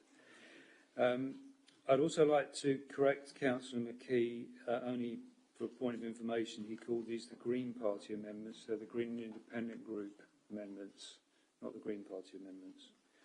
Speaking to the first amendment, our proposal is that the council tax, the Braintree District Council element of the council tax this year, should only rise by 1%, not 2.5%. It's very clear as to why we're doing that, and it is in line with the all-party joint scrutiny report.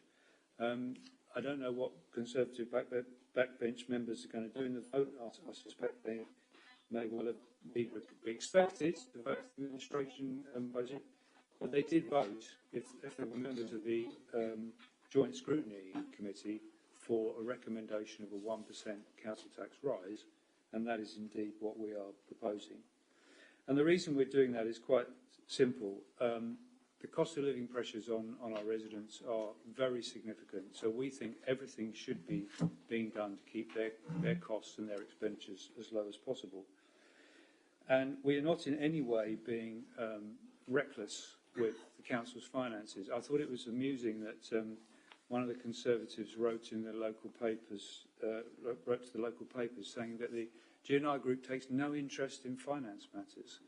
Well, that's what he said, and we're only interested in trees or something. Actually, this is not the first time we've presented an amendment to the budget, because we are very interested in a broad spectrum of financial issues the council has to deal with. And again, it's very simple where we're expecting the money to come from, which is the new homes bonus funds. We're not actually diving into other reserves. And we agree with the administration's decision to repurpose the new homes bonus funding at this time. That's what we were going to suggest. We're glad to see the administration's doing it. I think the circumstances absolutely merit it in the current circumstances. What interested me, what Councillor Butland and Councillor McKee both said, was that obviously their focus is on the Braintree District Council elements of council tax. But with due respect, that's not what comes through the door. That's not what residents see in their bill.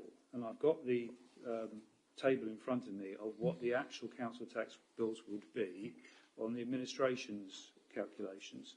There's two things I want to say about that. One is the amounts of money we're talking about in terms of the Braintree District contribution are relatively small.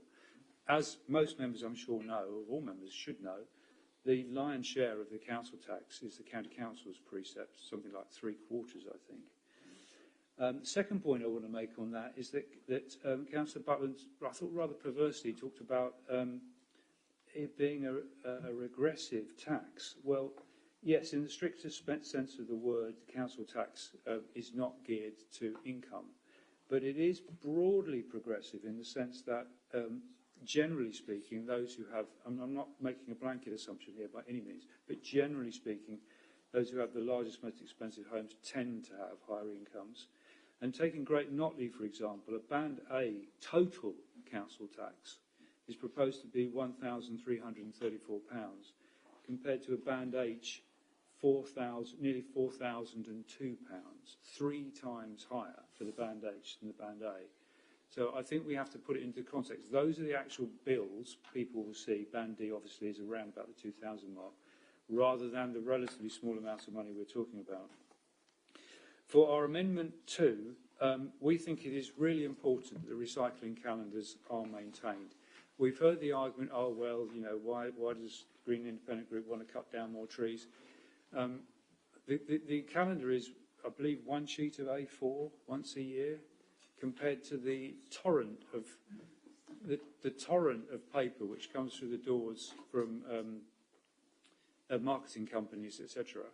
And of course, I'm sure the council could find ways of making sure they're fully recyclable. So at the end of the year, people can recycle the paper and it goes back into the circular economy. I know, as someone who goes into other people's houses a lot for completely legitimate reasons, when they ask me to do so, to speak to them about issues, or indeed in the days when I used to be a landscape gardener, is many people keep the calendars in their kitchens, by the bins, next to the fridge. It's a very helpful reminder to them of not only their collection days, but the materials that they might be able to recycle and the ones they can't. All we're suggesting is £25,000 per annum, and again, we're suggesting it could come out of the new homes bonus funds, and we are further suggesting that it should be for a minimum of 2 years. Our third amendment is a sort of a catch-all for the previous two, plus the change which we very much welcome the administration has made in keeping the keeping the parish council support going for another year. Taking those three together, our proposals would cost £428,000 over 2 years, still leaving an unallocated new homes bonus of £572,000. So we are not in any way suggesting some enormous dive into reserves that would threaten the council. This is fundable and doable. We would say that it's particularly important that support for parish councils is kept going. One thing we haven't discussed tonight is that the County Council is withdrawing funding completely from the Rangers service, and the District Council has confirmed that service is going to be withdrawn. Therefore, parish councils are going to be having to do more work on our behalf and for residents. I've asked officers if it's possible to have a view as to where the balance of work is going to be in the circumstances we now find ourselves in. But surely it's important we keep funding our parish councils in order that they can do that clean and green work, as it's called, to maintain street scene. I was amazed, actually, that Councillor Butland went into this realm, which I know he's done before, about these enormous balances that parish councils hold. He mentioned millions of pounds between them. Is he arguing, therefore, on the same basis that Braintree District Council should hold no reserves and balances? Because, of course, not a minute. Because, of course, the parishes are required to hold balances. If the parish council spent all their balances, their auditors would have them for breakfast. So parish councils have to retain balances. And we would urge that support is maintained for at least the next 2 years. On our fourth amendment, we are opposed to the green bin tax, as we're calling it, and others call it, that is proposed to come in next year and is going to be debated at Cabinet, we believe, next month.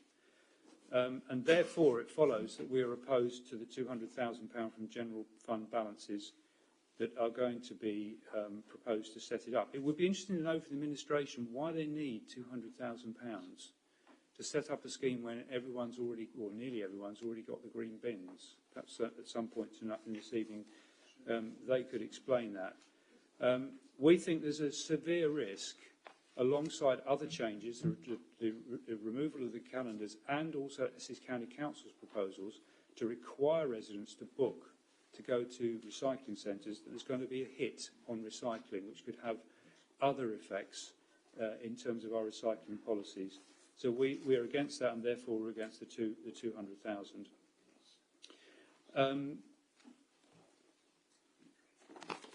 And finally, I'm losing my place here.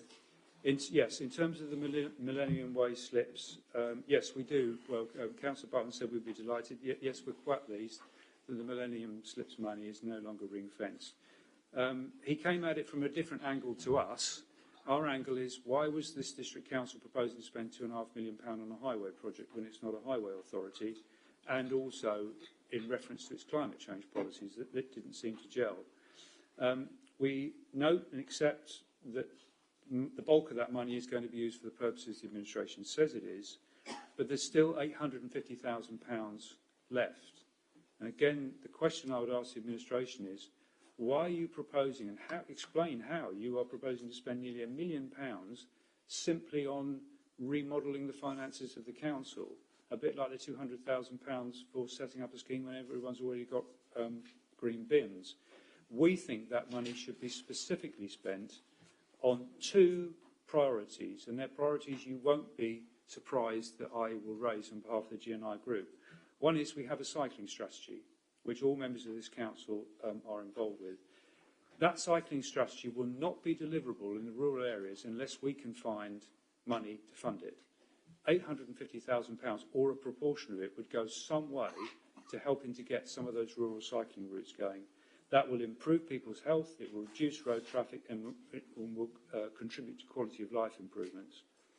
And secondly, we think that a smaller proportion of that money could be used to fund some of the rural projects I mentioned earlier this evening, but not just in Silver End, in many other parishes where the District Council works proactively with parish councils and local groups to get local rural projects going.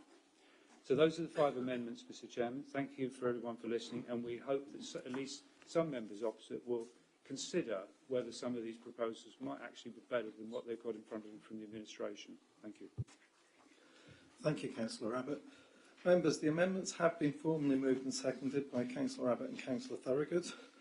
Members, before I open this debate, please can I remind members that they are expected to only speak once during this debate on all 5 amendments as appropriate, so take your pick, but you can't come back if you think of something else as set out in the amendment pack. So members wishing to speak on the wider budget will be given an opportunity to speak on the main budget once the amendments have first been considered. Speeches must be confined to the amendments under discussion and should last no longer than 5 minutes, and I'll curtail any speeches which do not meet this criterion. Do any members wish to speak on this item? Councillor Walsh, if you'd like to begin, and everyone else keep your hands up until you've been acknowledged. Thank you. Thank you very much. Thank you very much, Chair. I'm going to speak on the third amendment, and I'll try to be well short of the 5 minutes. I noticed the Leader of Braintree Council started off this evening by saying, referencing to another very sensible and strong budget. He didn't use the word crisis, which Councillor McKee did.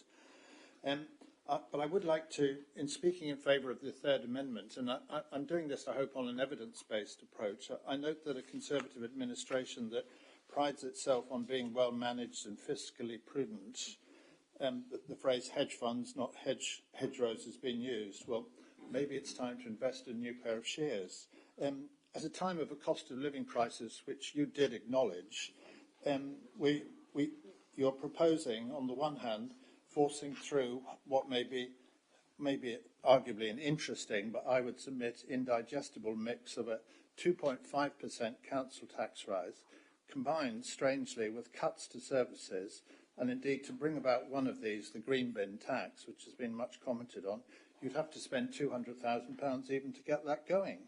And I thought you had agreed, and I'd be interested in what my friends from the Labour side and the HRA side say. Given that there is a climate control crisis and your Conservative friends on Essex County Council, as has been mentioned, want to limit access to recycling centres, heaven knows why. So you're proposing to cut the already limited support to highly valued parish councils for street cleansing, removing recycling calendars, and the strategic insight, so-called, of cutting floral boxes in Braintree town centres suggests, I think, that your knowledge of hedge funds may also need a bit of updating. And, Councillor Buckland referred to the progressive nature of the policy. Well, you're the council colleague, Councillor Buckland, who's referred to my socialist roots. Well, I was never accused of being a socialist when I was a member of the Labour Party, so I'm surprised that you're now introducing such a political philosophy. I would like to end by saying that we have a rather strange mix here of a patted on the back Conservative lean management authority proposing, after 20 years of financially continent learning, a budget that combines 2.5% tax rises with cuts in services. Maybe a time in opposition would be inducive to your political and financial learning. Thank you very much. Thank you, Councillor Walsh. Councillor Radley. Thank you, Mr. Chairman. First of all, as Chairman of the Performance Management Scrutiny Committee, I'd like to thank the Leader, the Cabinet and officers for enabling the committee to scrutinise the budget on 2 occasions, and also allowing all members to scrutinise that and give their views at those meetings. Regarding the amendment pack, out of the 5 amendments, I find myself against 4 of these amendments, or not supporting 4 of these amendments, but supporting 1. I will comment on 3 of those. The first one is the council tax. Given the scale of the economic shortfall of £2 million and the challenge ahead, I think 2.5% is justified. Nobody wants to increase council tax, clearly. No, certainly I do not, but I think it's justified, particularly as the Cabinet proposal is to give a £25 new homes and growth dividend to all households in 23-24. which will more than offset the council tax increase, and indeed more than offset the proposal of the 1%. It goes a lot further than the 1% recommended by the cost of living group. I would, however, advise a little bit of caution in that the following year that £25 won't be there. So whilst residents will be receiving a sizable reduction in the next financial year, the following year it will have the same in terms of increase plus a bit more. So I would exercise a bit of caution regarding that. But generally speaking, I think that's a far better proposal than just sticking with 1% increase. I'll now jump to Amendment 5 to comment. This is the allocation of the £2.5 million for Millennium Slips. I do think that the Cabinet have made the right decision here to allocate this into transformation projects, as clearly significant structural change is required to close the financial shortfall, and funds will be required to do that. Taking a short-term view on other projects, I don't think will be good use of funds. We need to look to securing the long term, and I believe this proposal will do that. So therefore I'm against the amendment. The one area where I am supporting the amendment is on Amendment 4, which is the, whilst the budget doesn't include the introduction of charging for green waste, recommendation 2.1.13 does seek to allocate £200,000 from general fund balances to fund the initial costs related to the proposed introduction of charging for the collection of green waste. And agreeing to this recommendation would actually have the effect of supporting the principle of charging. I really can't quite understand why it's necessary to include this as a recommendation in this pack today. And as further work clearly has to be done, is planned to be done by Cabinet, and indeed a subsequent recommendation will come forward, I would imagine, in due course to Council, and any allocation of funds to support that, maybe from the Transformation Fund perhaps, I don't know, could be done rather than taking this approach. So it really, if this recommendation remains in the pack, then it does give me a great deal to support this substantive motion. I think that's it. Thank you very much. Thank you, Councillor Radley. Councillor Mrs. Garrett. Thank you, Chairman. As Chairman of the Joint Scrutiny Review into the cost of living crisis, I would just like to say that the exact wording for Recommendation 11 is, it is recommended that the council tax for 2023-24 be kept to an absolute minimum, preferably no higher than 1%. Those of you who were at the meeting or listened in would have heard me add to that, to say that as this was a meeting, just 2 meetings to address that crisis, I did say that we couldn't be any more prescriptive than that, and that the budget process would ultimately decide on what the council tax would be. I think that 2.5% is very good.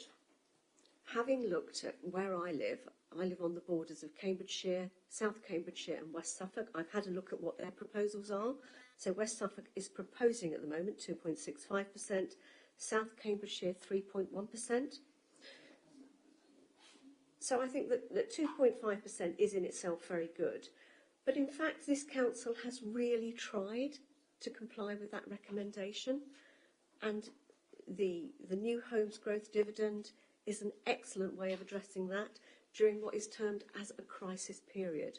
We can go on next year and have a look at it again. So I'm very pleased with that. And secondly, I'd just like to mention about the calendars. We can go on thinking that people will like a nice paper card copy of this calendar, and it's always going to be a difficult decision to make. but we have agreed to address that we reach net zero. And as part of the climate change group, I'm really keen to see that this is removed, because we all have a phone. Well, the majority of people have a phone. You can take a photograph, you can take a screenshot, or you can ask for a paper copy if you really can't get one. And I think as Councillor Butland addressed, our parish councils will be very keen to put this in the local parish magazines, which are put through every door anyway. And I think really we have to start considering that if we let this go, how many other things do we let go? How many other more pieces of paper or cardboard are we going to put through people's letterboxes? And I think we have to show that we stand on this. And just very briefly, Councillor Walsh mentioned the booking of a slot at a waste site. I'd just like to say that I come in the catchment for Haverhill, and I've been doing this for some time. To book a slot is very nice, actually. It's much better than sitting in a great big long queue of traffic with engines running, and it's way more civilised to be received by the waste operatives there and to help them unload what you need to unload. Thank you very much. Thank you, Councillor Mrs. Garrett. Councillor Mrs. Parker. Thank you, Mr. Chairman. I would like to speak on Amendment 4, please, which is the amendment concerning the allocation of £200,000 from the general fund balances to fund initial one-off costs relating to the proposed introduction of charging for the garden waste. I would remind, I'm sure members are aware, this decision on garden waste has not yet been made. It's to be considered at a meeting of Cabinet.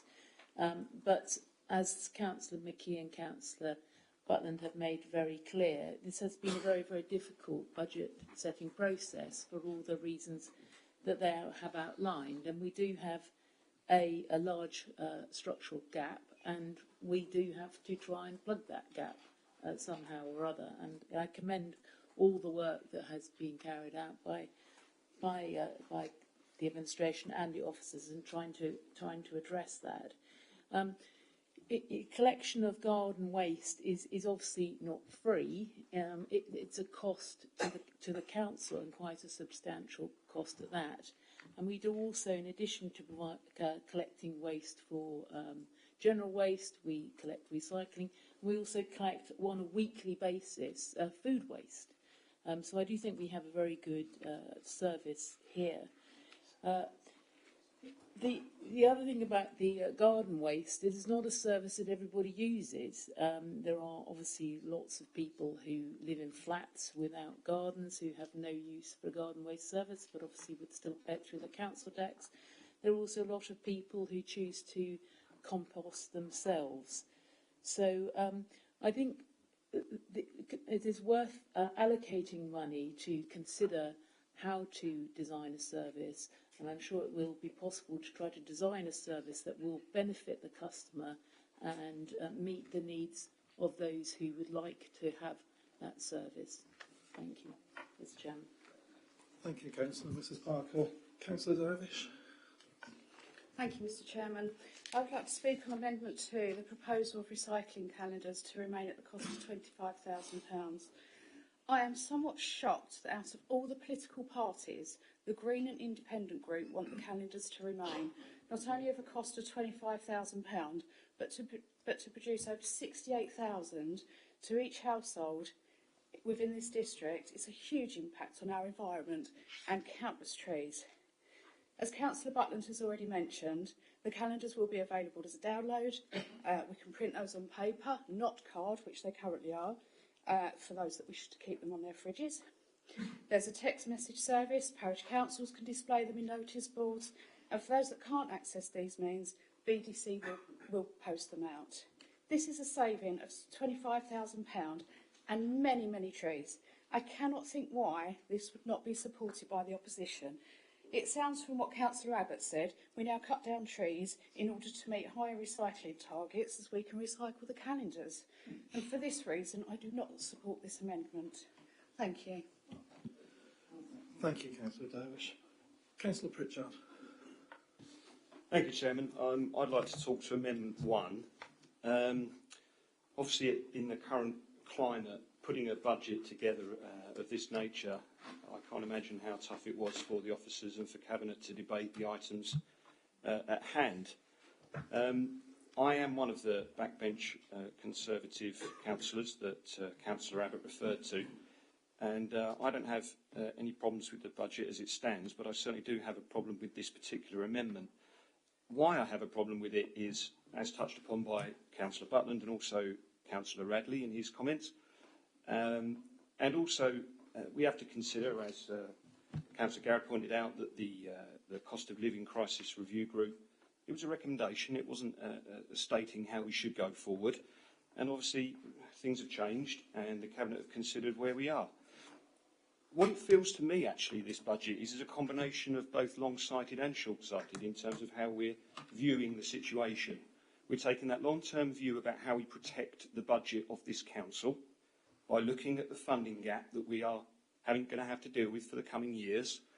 It would have been very easy for this administration to ignore that or to skirt round it, but we haven't, and we've gone forward with a 2.5% increase, which, compared to other authorities, actually isn't as high as it might seem. But also, we've given that £25 rebate to all residents, regardless of their property banding. Now, I thought it'd be interesting to look at the actual financial implications of the 1% against 2.5% increase. And for a Council D property, we would be looking at a £2.80 benefit across the annual period for only charging 1% over 2.5, whereas for a property in Band G, we'd be looking at a £4.70 benefit. So clearly the benefit is going to be felt most by those in higher banded properties, maybe landed and of obviously better means. So I think this is correctly apportioned, and of course on top of that we've got the £25 coming off this year. And as I say, this budget protects the future of this council in terms of its fiscal status. We can't ignore that, and I'm delighted to support the budget, hopefully, which will be approved later, and I can't support this amendment. Thank you. Thank you, Councillor Pritchard. Councillor Ball, please. Thank you, Chairman. I'd like to speak on Amendments 1 and 5 with passing reference to Amendment 4 as well. Whilst reducing the increase in Braintree's council tax to 1% at first seems a laudable idea, it just exacerbates an unfairness. Council tax is a regressive tax, with the least well-off in our district paying a higher proportion of their home's value, homes often that they don't own but rent from someone else, than those in larger, more spacious homes. I think a flat percentage cut to 1% would benefit those most able to pay. I prefer to support the amendments, the issues that were, or the proposals that were mentioned by the leader, to pay a £25 rebate to council taxpayers, and that, as has been said, gives, at the lowest end, 17.5% reduction in their council tax bill. There are simple choices tonight. In a post-pandemic era of double-digit inflation and high energy costs and high food costs, with our economy narrowly escaping recession, which is the best option? To reward those most able to afford their council tax, or reallocate parts of the Millennium Slips funding and the New Homes bonus to give the biggest percentage benefit to our most disadvantaged residents? They will spend money on essentials and probably spend locally, helping the local economy. And this is, in passing, as I say, this is not the only regressive measure that the Greens and Independents seem to support. They're very keen for everyone to pay for the green bins, regardless of whether they use them, regardless of whether they're able to use them. Even people in one-bedroom flats, because that's all they can afford, have to pay for the green bins through their council tax. So I would say that now is not the time to pile advantages onto those more comfortably on. This council has always strived for an efficient, tightly run ship, offering quality services to all our residents. I think someone coined a phrase once, for the many and not the few. And I oppose all the amendments put forward by the opposition. Thank you very much, Chairman. Thank you, Councillor Ball. Councillor Van Dolken. Thank you, Chairman. I likewise don't support any of the 5 amendments. However, I would just like to talk for a second about the Amendment 3, in that I'm pleased that it will be possible, at least for the coming year, to maintain the level of street cleaning payments to parish councils without having to cut other services or go into reserves. As mentioned in the addendum report, paragraph 3.17, it's been made possible, as we know, through additional central government settlement funding recently received by council, and it'll be welcomed by many parishes in the rural areas, including my Yeldham ward, where budgets too are tight, and where maintaining a clean and tidy environment is greatly valued by residents and visitors. As for Amendment 4, I've never heard of a green bin tax, but the £200,000 included in the budget is an in principle provision, a one-off amount to be put towards costs of introducing the subscription or a subscription garden waste service. Someone, I think, asked what this would be used for, and I too, of course, in my position have asked, and it goes towards communications, which will be very important, software, the removal of unused bins, for instance, modifications to the customer relationship management database, and to payment collection system. So this wouldn't be just waving a magic wand. And indeed, this £200,000 is subject to cabinet approval of such a scheme.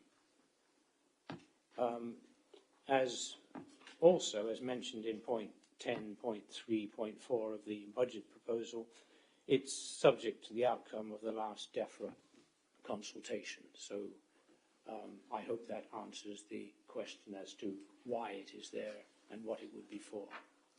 Thank you, Chairman. Thank you, Councillor Van Dolken. Councillor Tom Cunningham. Thank you, Mr. Chairman. It's a pleasure to follow colleagues in debating the amendments put forward by the Green and Independent group, and acknowledge, yes, on this occasion they have put forward some amendments for us to debate. We acknowledge that. I would like to frame my comments on this occasion around Amendment 5, regarding the money relating to the Millennium Steps project. Whilst I can understand Councillor Abbott's direction of travel, if you pardon the transport pun, I'm afraid I do take slight umbrage to his premise.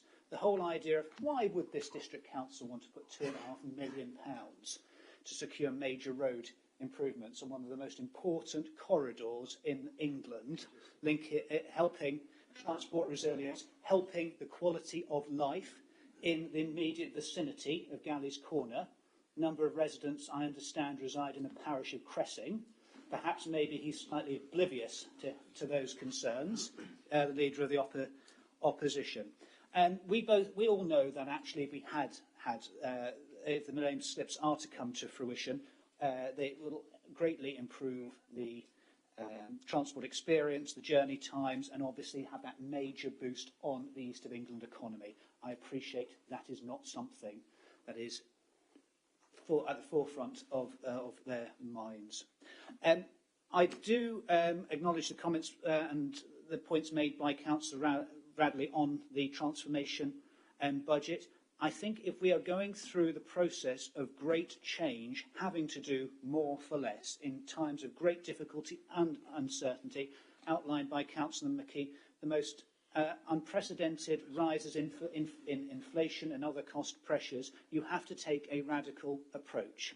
And this authority has committed to working with other authorities on shared services and other corporate transformation processes, our investment strategy, all with that purpose of bringing revenue into the authority. The proceeds of that revenue can be shared with residents, better quality services, more efficiently done. But to be able to deliver that transformation going forward, you need the money to seed fund these projects. And I think it would be the height of irresponsibility to deny the transformation fund those sums of monies, and also it would a short-term initiative, noble that it may be, would have a detrimental effect on the long-term NTFS, and that again, once again, Mr. Chairman, that is the difference between being in opposition and being in administration.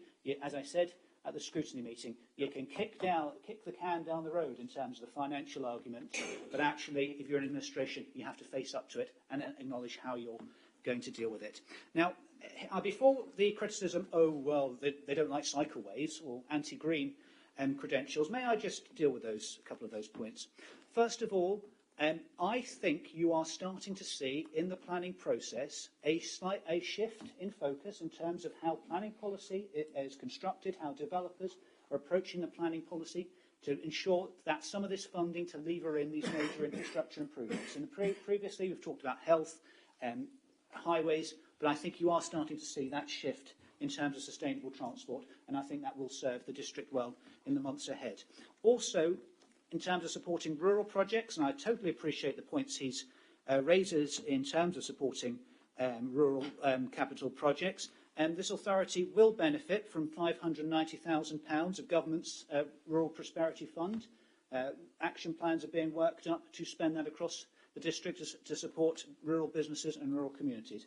In addition, rural communities in Essex have benefited from a £700,000 voucher scheme to support broadband for those hard-to-reach premises with poor connectivity, allied to previous commitments this administration has made. Allied also to further work with ECC on dealing with matters of rural isolation and rural poverty, hidden rural poverty in the north of our district. So I hope that allays some of his concerns, but understands why it would be the height of irresponsibility to agree to Amendment 5 put forward by the Green Independent Group. Thank you, Mr. Chairman. Thank you, Councillor Conningham. Any other members? Councillor McKee? Thank you, Chairman. Thank you, Chairman. I'm not going to take lectures about a 2.5% council tax rise from parish councils that are raising them at 7.4%. And I think Coggeshall is actually at 7.4%. And also, the reserves held, I mean, you puffed away, we need reserves. Does Coggeshall need £243,000 of reserves, some of which are unallocated for any purpose? So, if you care for your residents, don't put your council tax up by 7%, and that will make it a lot easier for us to consider our council tax. We're aware of the fact, quite right, Councillor Abbott, that we don't control what the county do, and you heard the leader say he wanted to go further than the 25 to offset the council tax rise from the county. Not able to do that, but we would be able to have a lower council tax if parish precepts for those parish councils that need to raise quite so much money didn't try and add 7.4%. It's in your papers, and I'm amazed you've criticised us for putting up by 2.5 and then reducing by 25. So that, in fact, the net effect is a lower council tax for the residents in our component. Thank you. Thank you, Councillor McKee. Councillor Euston? Thank you, Chairman. Most of what I was going to say has already been said at least once, if not more, so I won't bore you by saying it all again. But the last part of Amendment 3 refers to the parish council street cleaning allowance. I know my two parish councils were pleased to learn that that money was not going to be taken off of them, but also disappointed that the news came after they'd set their precept. And I understand that, but that was unavoidable. And I can only hope that that will make life easier next budget year, when they'll have the money that they haven't spent because they didn't need it, so they can reduce their precept, so that will make them heroes. And I think it comes, the pill is easier to swallow when you have a £25 reduction that you can say about as well. So overall, I think the net result of a difficult decision in the first place has become a positive one. And I'm disappointed that the Millennium Slips are not going ahead, mainly because my ward sits next to the A120, and it's my residents who sit and breathe in from the fumes of queuing traffic, which are worse than fumes of moving traffic. And, you know, as I say, I won't go on to the other stuff because we've already heard it. So thank you very much. Thank you, Councillor Hughes.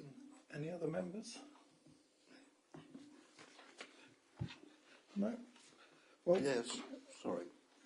I've listened with interest what everybody's saying, and we all know if you give me all your facts, all your figures, I can make numbers mean anything. But what I'm like, you're so sure of yourself, so sure. When are you going to take me to the Garden of Eden? Because that's where you say we're going.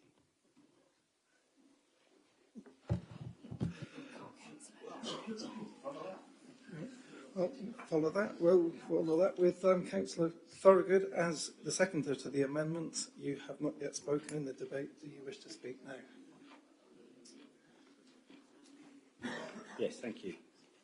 Just want to come back on a couple of points that were said opposite.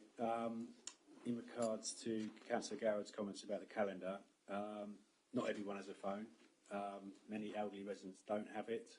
They don't have the internet connection. Many people on low incomes might have a phone, but they don't have an internet connection and rely on their data to access the internet on their phones, which is quite costly. Having a calendar is very useful.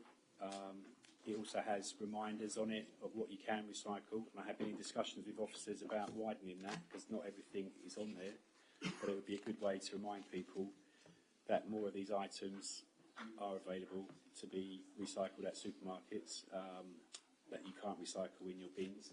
So it's good for that as well. So if we have voted as a council to increase recycling, and I just think taking away the calendar would actually be a barrier to that, as is getting rid or having to pay for green garden waste collections, and also the county council's booking system that they're introducing as a trial. I spoke to one worker recently at one of the sites, the one in Springwood Drive, and he said it was a problem that wasn't needed to be sorted. He couldn't see the point of it.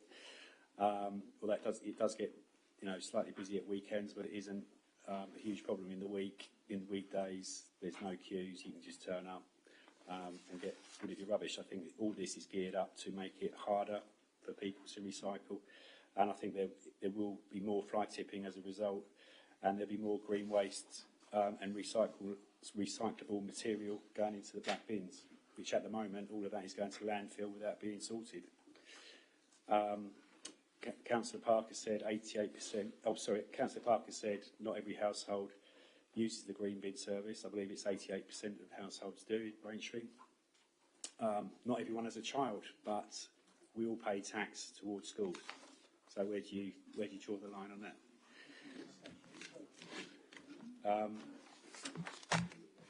Councillor Cunningham mentioned the Millennium Slipways. We must remember that the A120 is a National Highways road, and the Millennium Way is a Essex Highways road. And BBC is not a highways authority. So is it the good way of spending £2.5 million? Councillor McKee said about parish councils. I'm not sure what Coggeshall Parish Council's rise is. I'm not sure if it's 7% or not. But Coggeshall Parish Council provides a lot of services, and the parish council preset is about £100. So a £7 rise would be over a year. I can't work that out per week, but it's not much, is it? So I think I'll just leave that there. Thank you. Thank you, Councillor Oliver.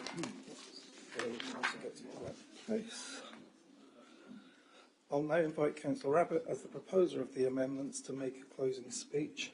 Please can I remind you, Councillor Abbott, that you may not raise new matters at this stage, and we're just on the amendments. Thank you. Yeah. Thank you, Mr. Chairman. Yes, running through some of the contributions, and it's been a good debate, I must say. I agree with everything that's been said, but it's been a good debate. Councillor Walsh referred to the cost of living crisis, and yet some residents will experience cuts to services. Welcome the support of Councillor Radley on the amendment about not allocating £200,000 for green bins. I thought Councillor Garrett's contribution was curious because she's trying to find words, but she's stepping back from a recommendation she herself put forward. And all the members who supported that recommendation, if you didn't support it then, why aren't you supporting it now? Net zero on calendars, I just thought that was extraordinary. I mean, we're talking about one piece of A4 card per year, and I see, yes, you're making all this. So, okay, so when are we going to cancel the Contact magazine then? Silence on that. Far more pages than this. I think 4 times a year. So that's, come on, it's just hypocritical to say that this is going to destroy the planet, that Contact magazine's fine. You can't have it both ways. Also, it says on it, please recycle this when you've finished with it. So it is already recyclable. I just think the administration's arguments on that are absolute nonsense, and for some of the reasons also that Councillor Thorogood made. Councillor Parker's talked about not everyone uses the green bins. We've heard this all before. As Councillor Thorogood rightly said, it's 88%. It's almost a universal service. The administration, we know, is anticipating that take-up rate will drop. And that was, in fact, alluded to by one, I've got some notes here, one of the members who said they were expecting to have to go back and pick up the bins which aren't used anymore. Our proposal for the lower council tax, in response to Councillor Pritchard, would be for 2 years, not just one, so it's cumulative. So it's more than just £2.80. I thought Councillor Bohr's speech was extraordinary.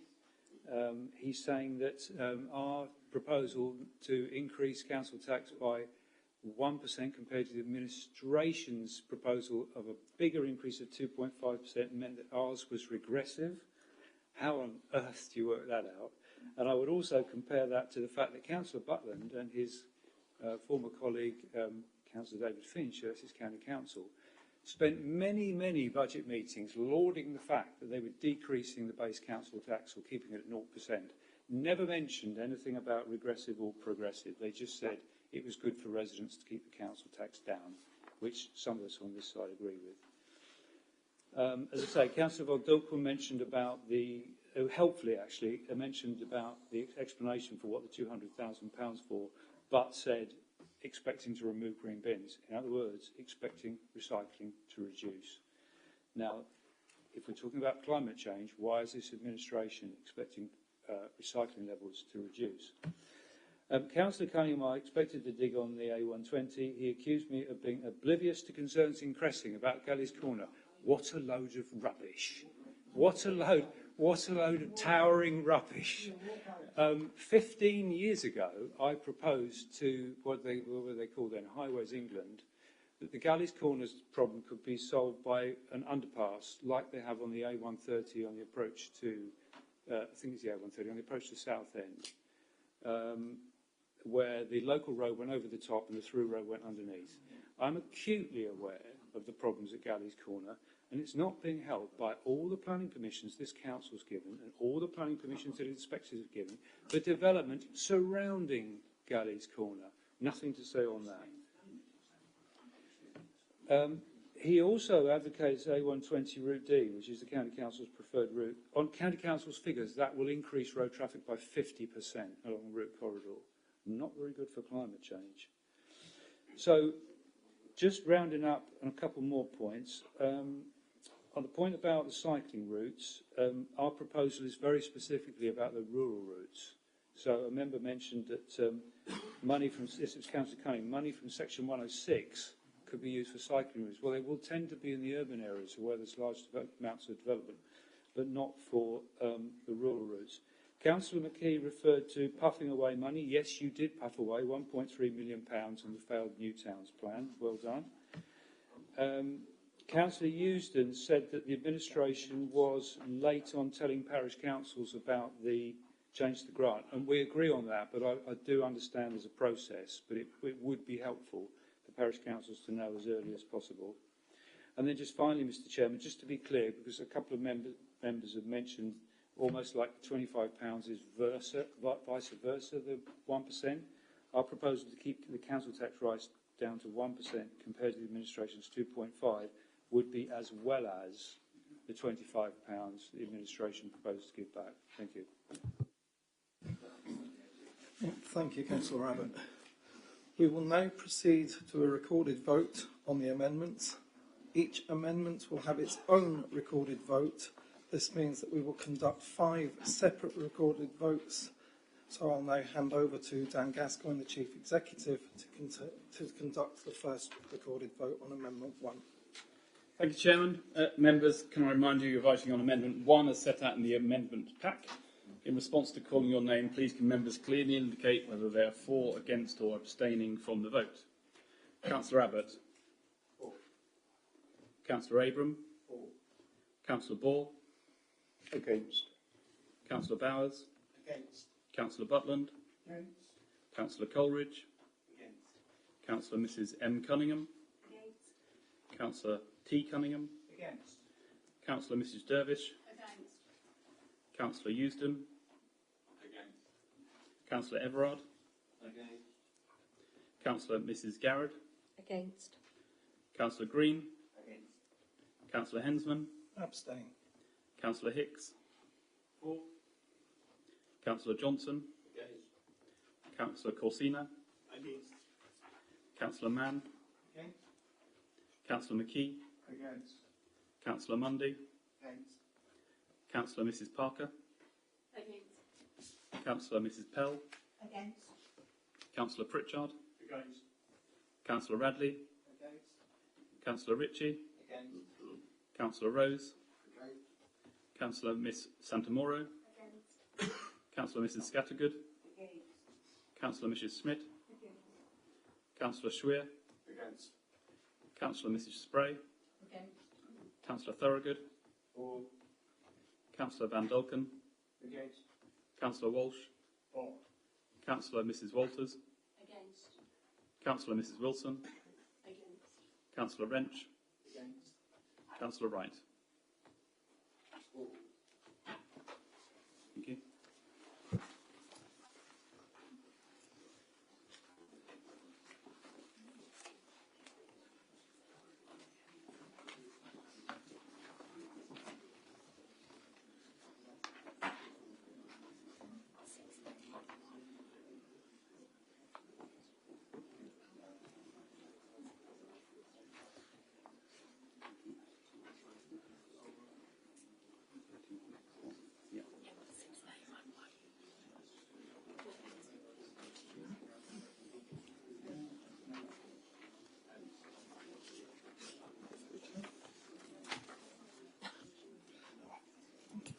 Thank you, members. The results of the vote on Amendment 1 is for the Amendment 6, Against the amendment 31 and abstentions 1. Amendment 1 is therefore lost.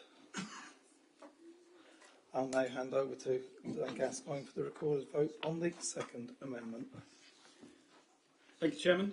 Members, can I remind you you're voting on Amendment 2 as set out in your amendments pack. In response to calling your name, please can members clearly indicate whether they are for, against or abstaining from the vote. Councillor Abbott. For. Councillor Abram. For. Councillor Ball. Against. Councillor Bowers. Against. Councillor Butland. Against. Councillor Coleridge. Against. Councillor Mrs M Cunningham. Against. Councillor T Cunningham. Against. Councillor Mrs Dervish. Against. Councillor Euston. Against. Councillor Everard. Against. Councillor Garrett. Against. Councillor Green. Against. Councillor Hensman. Abstain. Councillor Hicks. For. Councillor Johnson. Against. Councillor Corsina. Against. Councillor Mann. Against. Councillor McKee. Against. Councillor Mundy. Against. Councillor Mrs Parker. Against. Councillor Mrs Pell. Against. Councillor Pritchard. Against. Councillor Radley. Against. Councillor Ritchie. Against. Councillor Rose. Against. Councillor Mrs Santamoro. Against. Councillor Mrs Scattergood. Against. Councillor Mrs Schmidt. Against. Councillor Schweer. Against. Councillor Mrs Spray. Against. Councillor Thorogood. For. Councillor Van Dolken. Against. Councillor Walsh. For. Councillor Mrs Walters. Against. Councillor Mrs Wilson.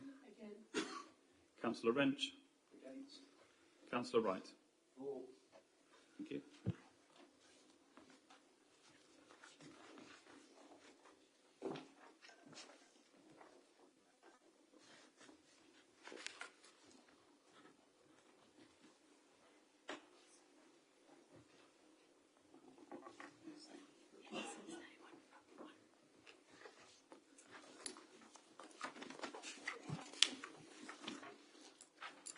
Thank you, members. The result of the vote on Amendment 2 is for the Amendment 6, against the Amendment 31, and abstentions 1. Amendment 2 is therefore lost. Again, I'll hand over to Dan Gascoigne for the recorded vote on the third amendment. Thank you, Chairman. Members, can I remind you you're voting on Amendment 3 as set out in your amendments pack. Councillor Abbott. For. Councillor Abram. Sorry, could you repeat, Councillor Abram? Against. Councillor Ball. Against. Councillor Bowers. Against. Councillor Butland. Against. Councillor Coleridge. Against. Councillor Mrs M Cunningham. Against. Councillor T Cunningham. Against. Councillor Mrs Dervish. Against. Councillor Euston. Against. Councillor Everard. Against. Councillor Mrs Garrett. Against. Councillor Green. Against. Councillor Hensman. Abstain. Councillor Hicks. For. Councillor Johnson. Against. Councillor Corsina. Against. Councillor Mann. Against. Councillor McKee. Against. Councillor Mundy. Against. Councillor Mrs Parker. Against. Councillor Mrs Pell. Against. Councillor Pritchard. Against. Councillor Radley. Against. Councillor Ritchie. Against. Councillor Rose. Against. Councillor Miss Santamoro. Against. Councillor Mrs Scattergood. Against. Councillor Mrs Schmidt. Against. Councillor Schweer. Against. Councillor Mrs Spray. Against. Councillor Thorogood. Councillor Van Dolken. Against. Councillor Walsh. For. Councillor Mrs Walters. Against. Councillor Mrs Wilson. Against. Councillor Wrench. Against. Councillor Wright. For. Thank you.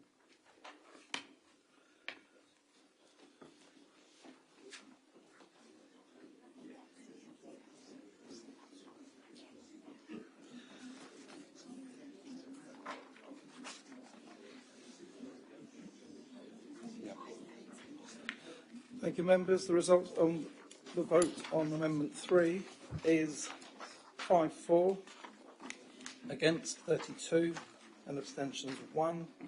Amendment 3 is therefore lost. Members, can you please remain silent during the vote, because we can't hear sometimes other members casting their vote, and also whilst we're trying to count up to make sure we have an accurate record. Thank you. Over to you, Dan. Thank you. Thank you, Chairman. Members, can I remind you you're voting on Amendment 4 as set out in your amendments pack. Councillor Abbott. Councillor Abram. Councillor Ball. Councillor Bowers. Against. Councillor Butland. Against. Councillor Coleridge. Against. Councillor Mrs M Cunningham. Against. Councillor T Cunningham. Against. Councillor Mrs Dervish. Against. Councillor Euston. Councillor Everard. Councillor Mrs Garrett. Against. Councillor Green. Councillor Hensman. Abstain. Councillor Hicks. From the other end, abstain. Councillor Johnson. Against. Councillor Corsina. Against. Councillor Mann. Councillor McKee. Against. Councillor Mundy. Councillor Mrs Parker. Against. Councillor Mrs Pell. Councillor Pritchard. Against. Councillor Radley. Councillor Ritchie. Against. Councillor Rose. Against. Councillor Mrs Santamoro. Abstain. Councillor Mrs Scattergood. Councillor Mrs Smith. Councillor Swear. Against. Councillor Mrs Spray. Against. Councillor Thorogood. Councillor Van Dolken. Against. Councillor Walsh. Councillor Mrs Walters. Against. Councillor Mrs Wilson. Against. Councillor Wrench. Against. Councillor Wright. Thank you.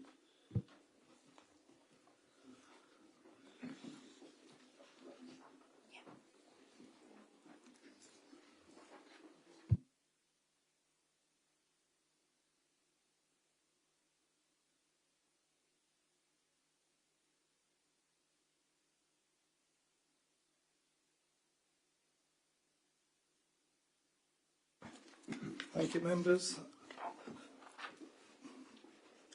The result of the vote on Amendment 4 is for the Amendment 11, against the Amendment 24, abstentions 3. Amendment 4 is therefore lost. I'll then hand over to Dan Gascoigne for the fifth recorded vote on the Fifth Amendment. Thank you. Thank you, Chairman. Members, can I remind you you're voting on Amendment 5 as set out in your amendments pack. Councillor Abbott. Councillor Abram. Councillor Ball. Against. Councillor Bowers. Against. Councillor Butland. Against. Councillor Coleridge. Against. Councillor Mrs M Cunningham. Against. Councillor T Cunningham. Against. Councillor Mrs Dervish. Against. Councillor Euston. Against. Councillor Everard. Against. Councillor Mrs Garrett. Against. Councillor Green. Against. Councillor Hensman. Abstain. Councillor Hicks. Councillor Johnson. Against. Councillor Corsina. Against. Councillor Mann. Against. Councillor McKee. Against. Councillor Mundy. Against. Councillor Mrs Parker. Against. Councillor Mrs Pell. Against. Councillor Pritchard. Against. Councillor Radley. Against. Councillor Ritchie. Against. Councillor Rose. Against. Councillor Mrs Santamoro. Against. Councillor Mrs Scattergood. Against. Councillor Mrs Schmidt. Against. Councillor Schweer. Against. Councillor Mrs Spray. Against. Councillor Thorogood. Councillor Van Dolken. Against. Councillor Walsh. Councillor Mrs Walters. Against. Councillor Mrs Wilson. Against. Councillor Wrench. Against. Councillor Wright. Thank you.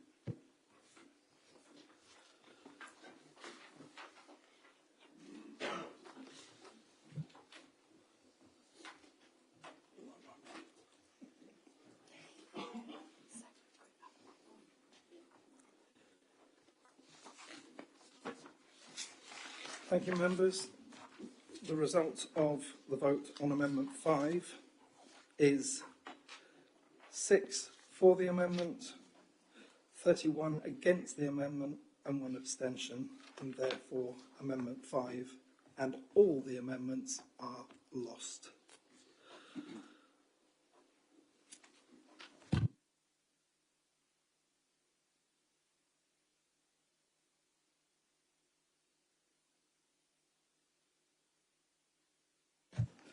Members, we've dealt with the amendments, so we'll now proceed with the main budget debate, including the council tax resolution for 2023 to 24. Councillor Butland has already moved the budget and council tax resolution, and this has been seconded by Councillor McKee, and we've already heard from both members at the start of this item. Please can I remind members that they are expected to only speak once during the debate, and that during this debate you are speaking on the proposed budget and council tax resolution. Speeches should be confined to the matters under discussion and should last no longer than 5 minutes. I will curtail any speeches that do not meet this criteria. Do any members wish to speak on this item? Please indicate now. Councillor Corsina, everybody else, please keep your hands up until we've acknowledged you. If you'd like to start. Thank you. I welcome and strongly. Thank you. I welcome and strongly support the allocation of £1 million towards food and energy. It's good news to our residents, and it tops up all the excellent initiatives in the budget to support our residents. This is a safety net that will shield our residents and the vulnerable households from the worst effects of the cost of living. It's no secret that thousands of families are trying to stretch wages throughout the February as the weather turns colder and bills continue to rise. Every little helps, and it will go a long way to improve the quality of life of our residents. The fund provides needed financial support to those with household income that only just leaves them out of most benefit entitlement and other financial support, but very soon simply won't be enough to make ends meet as rents in the social and private sector rise, alongside the cost of other essentials. For many, the rising price of food and gas is overwhelming, and some can't keep up with the rocketing bills. Those in this situation will benefit from this scheme, which aims to help out of this crisis point. In the face of this incredible financial pressure, we are doing everything in our power to reduce the burden on our residents and focus on helping those in need. To sum it up, is the right action at the right time. Thank you. Thank you, Councillor Corsina. Councillor Mrs Cunningham. Thank you, Chairman. I fully support the budget. I'm deeply disappointed that the funding isn't available for the Millennium Way slips, but I understand and accept why it has been removed. It is a few years ago now that I first attended a series of meetings that officers set up to inform Braintree Town members of the proposals around the Millennium slips to ease congestion at Galleys Corner. As locals will recognise, that congestion has increased hugely since then, so the need for an improvement is even greater now, and I've listened over the intervening years to different views where we hear that to avoid issues at Galleys Corner we need to stagger our journeys, hop on a bus or cycle or walk. The suggestion is that those using the A120 through Galleys Corner can easily make other arrangements. I think we need to take the blinkers off here. So much of the traffic using the A120 through Braintree is commercial traffic. We know that Braintree District has the third highest number of small and medium-sized businesses in Essex. We need to look after them. And we mustn't forget we sit on the route between the third largest airport in the UK to the west of the district and an expanding seaport to the east. We're less than 40 miles from the capital. People want to live and work here, and it is absolutely imperative now, more than ever, that we get behind the chosen route which sees the A120 being dualled from Braintree through to the A12 south of Kelvedon, which will unlock the economic opportunities this district and neighbouring districts rightly deserve. Thank you, Chairman. Thank you, Councillor Mrs Cunningham.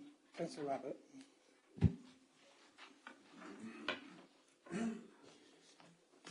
Thank you, Mr Chairman. First of all, I wanted to, as other members have, thank and support staff for all they've done the past year. It has been a very challenging time as we've emerged from COVID, and was even more challenging during COVID. So mention was made of the operations team, who are superb, there's no question about that. but I think we should praise all staff. We do note and accept the £25 as help for residents in cost of living, but we feel the council could and should have gone further, as per our proposals, to keep costs to residents down as low as possible.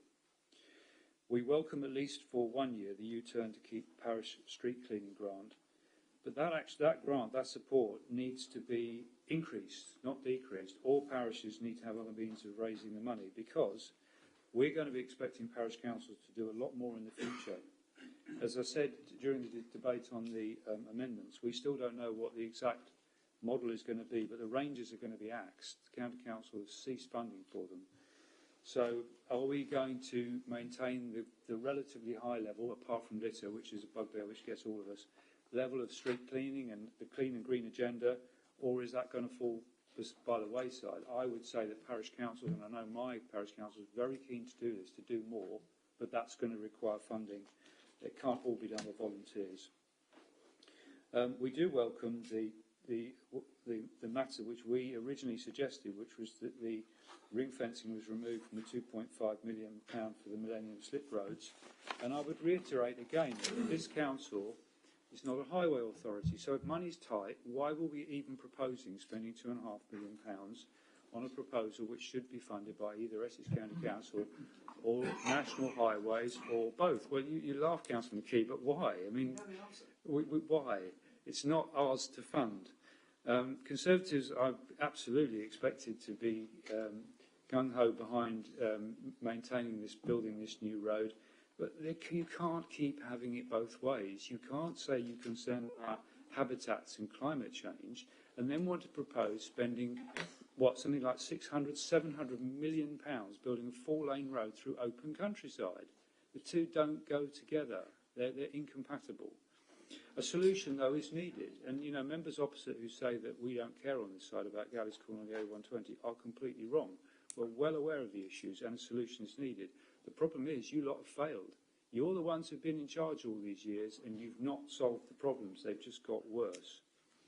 We think that the balance of the money from the £25, about £850,000, that's going to be spent on internal reconfiguration of budgets and accounts, etc., is a missed opportunity. We think at least some of that money, we suggest all, but we think at least some of that money should be repurposed to support rural cycling. I predict now those rural cycling routes will not happen unless more significant money comes in. The idea they can be funded from Section 106 is for the birds. Section 106 is spent on cycling which is close to, usually, developments or in more urban areas. How would we lever in Section 106 to build a cycling route between two villages 3 miles apart or a town and a village? It's not going to happen. And ditto those rural and village projects which remain unfunded. It remains the case, and you can see this looking through the coming year's capital budget and previous years, that the lion's share of investment that this council puts in goes into Braintree and Great Notley, and to a lesser extent the towns of Wickham and Halstead. Well, you members may huff and puff, but about half of our residents live in villages in rural areas. About half. We're not serving them well enough by making sure that that investment money is spread around more evenly. And if GNI has anything to do with it after the next elections, we will be saying that that investment money needs to be spent more fairly. We need to support our rural areas more. And that is especially the case because of the large amount of planned and unplanned, Councillor Butland himself referred to this in Silver End, the majority of housing being built there was actually awarded on appeal. And that situation is continuing. So there's a lot of unplanned growth as well as planned growth going in our villages, which is not being supported. On 3 specific matters, I do welcome the £5,000 for the Silver End Bowls Club. I won't revisit the issues, you know what I feel. But I'm disappointed to see the report still refers to the money being spent on a curve, C-U-R-V-E,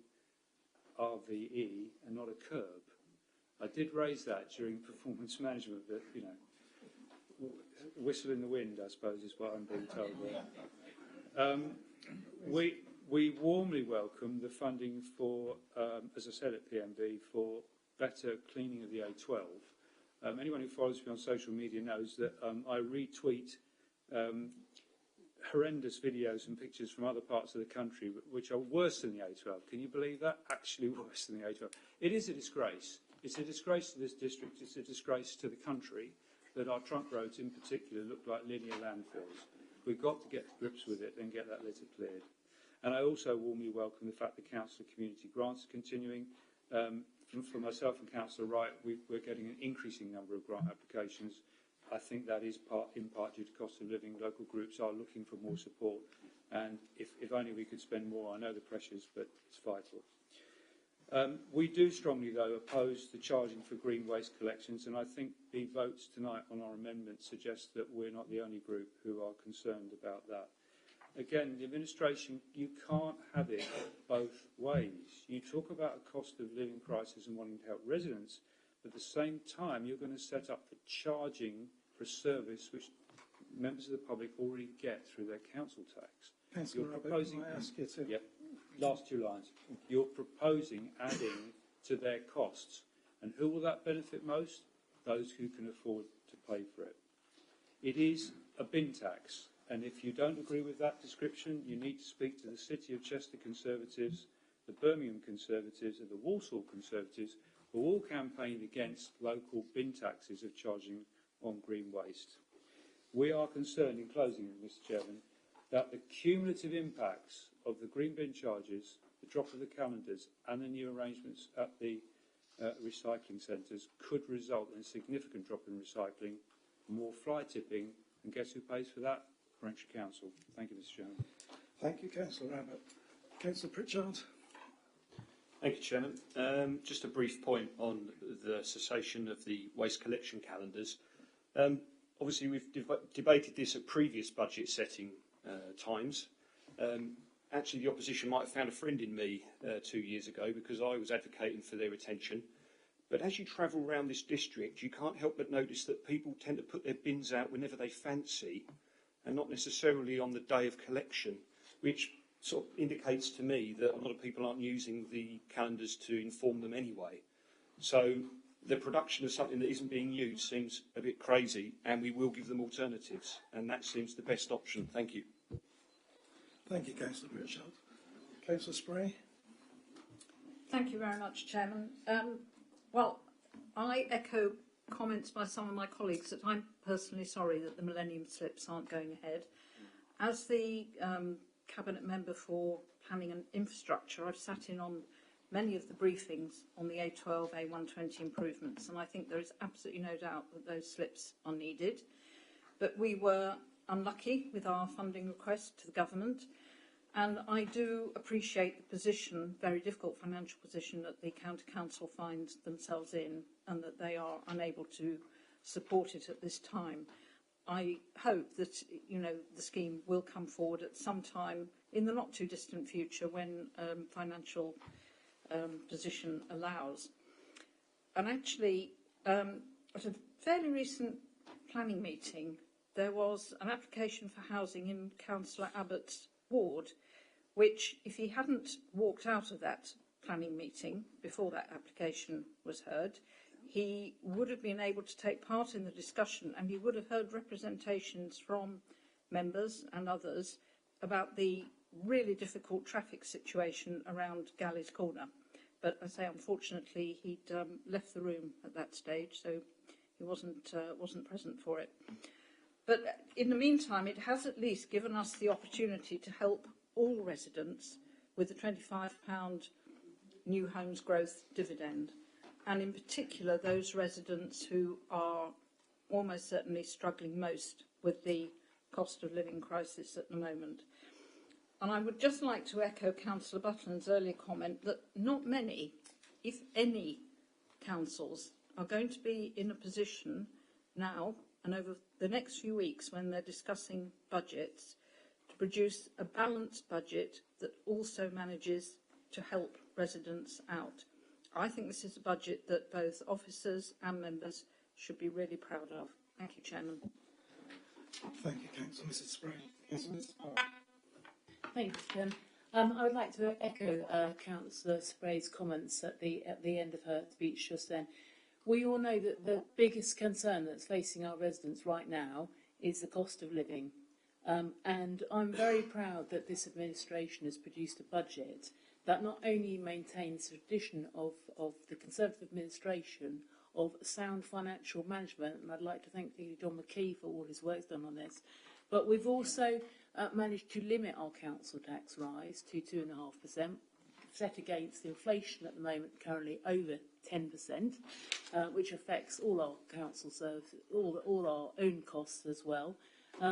But we've also, in addition to that, recognising the real struggles that our residents in, we're giving them all a £25, a lump sum £25 off their council tax, which is going to benefit those who are at the lower end of the scale much more.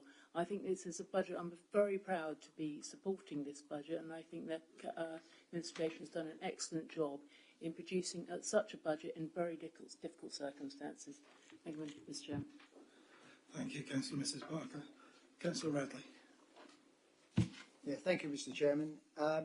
Just picking up on my earlier comments regarding the during the amendments, I certainly welcome the £25 dividend that is being proposed for all the reasons that have been said earlier, and the benefit residents in 23-24.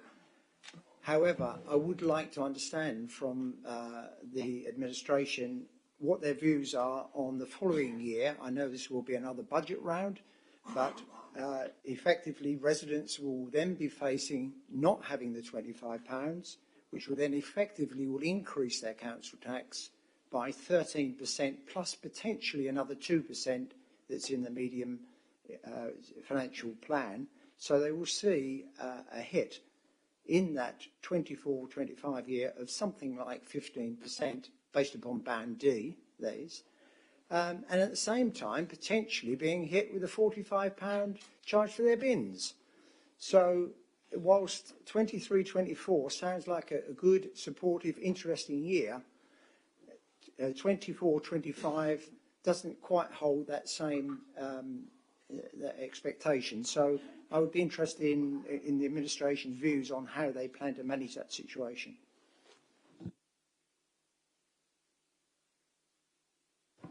Thank you, Councillor Radley. Any other members? Councillor Cunningham? Thank you, Mr. Chairman. I'll speak briefly because I'm conscious we're late and we've had a very good debate this evening. If I may, I would just like to echo the thanks given to the dedicated team of officers over a period of months, and particularly this year when settlements have been late, decision-making's been late, events have put an extra burden on the process, and I think they've coped with that absolutely brilliantly, and we're extremely grateful and very lucky to have them.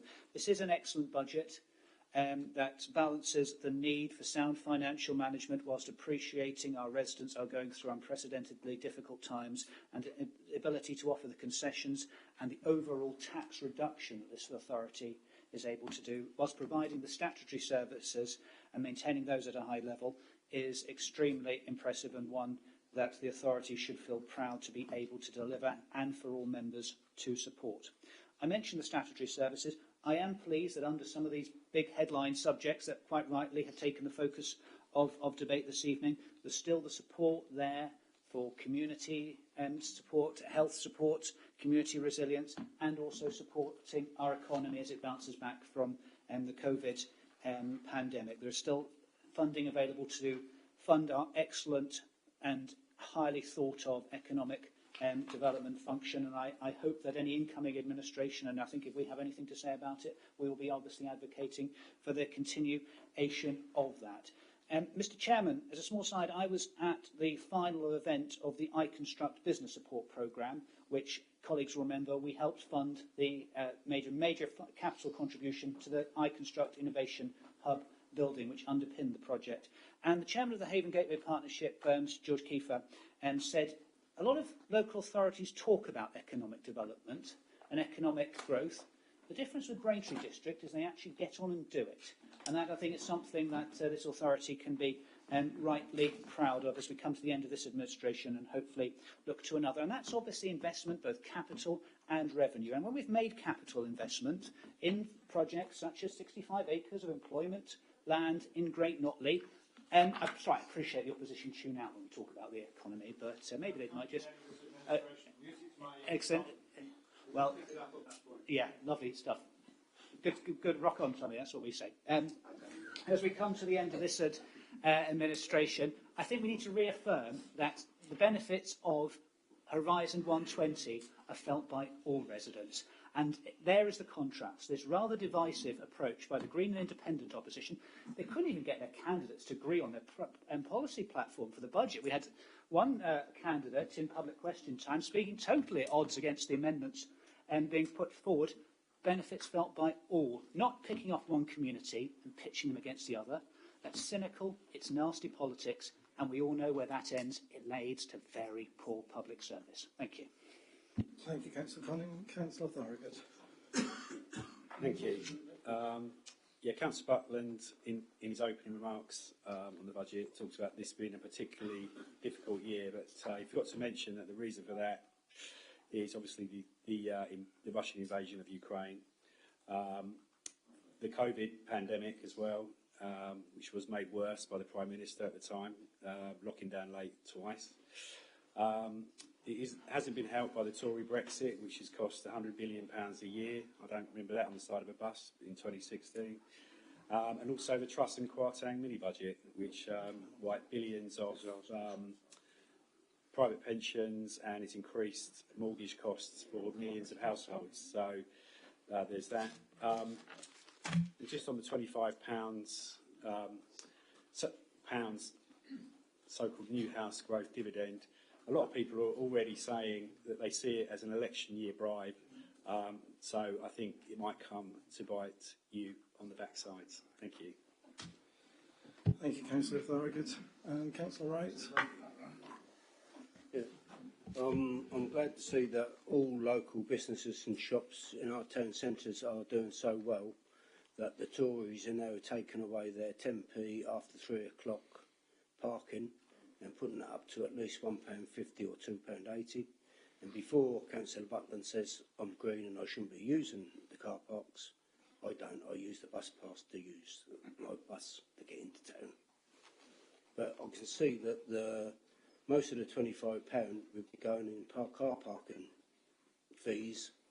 If people want to go into the town to use local businesses, they might have anything else to spend of it. Thank you. Thank you, Councillor Wright. And of course, that's not part of the budget. There is the off-street parking consultation that's coming soon, so you can make your comments then. Any other members wish to, before I close this?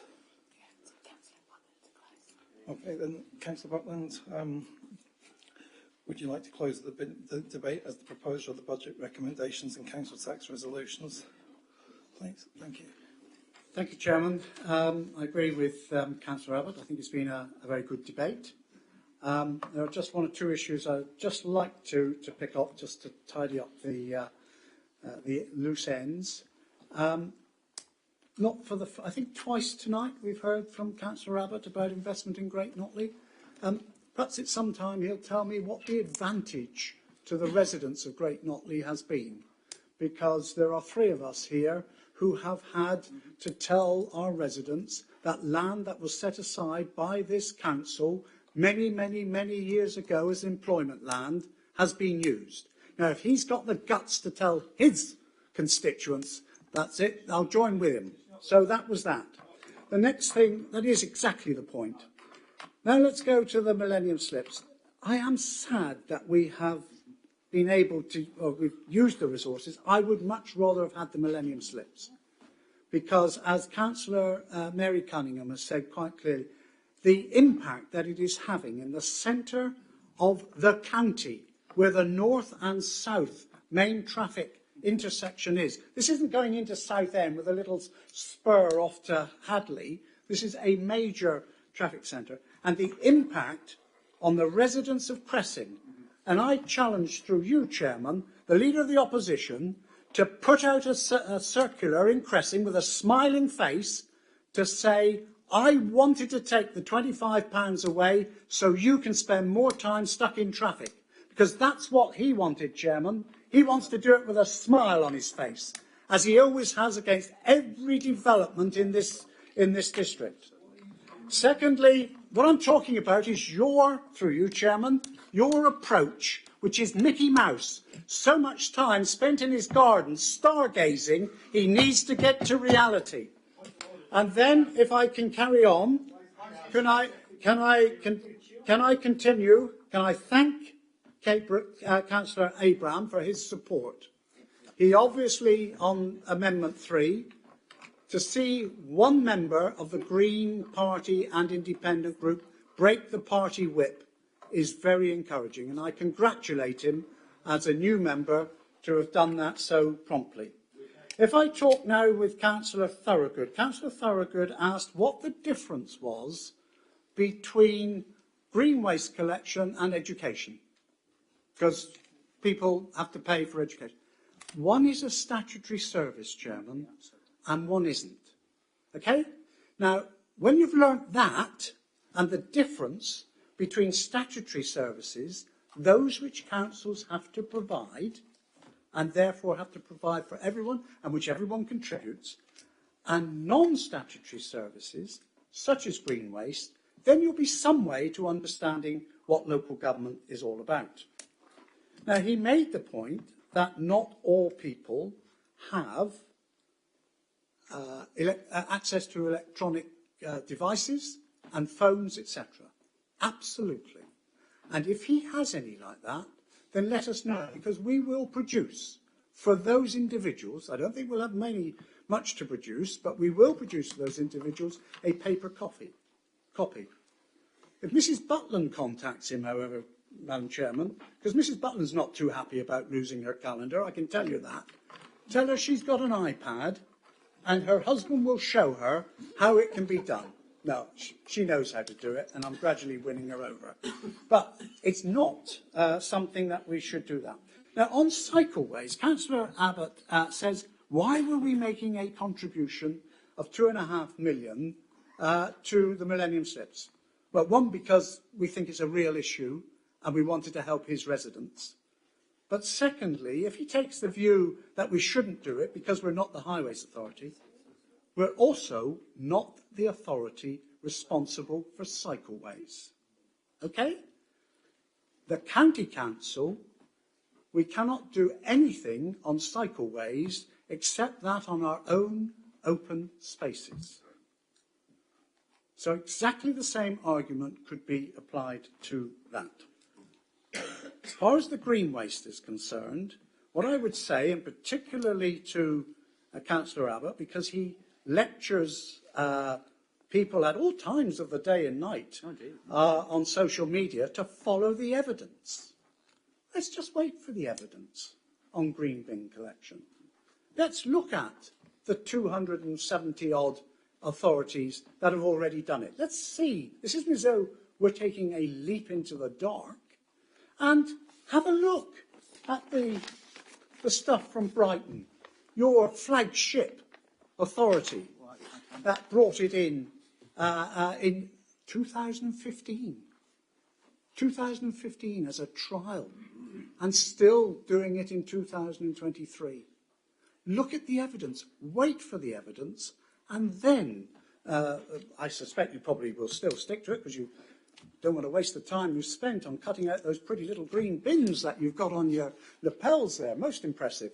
But have a look at the evidence, follow the evidence, do exactly what you say on social media. I thank the Council for the support. I think generally, as I say, a good debate.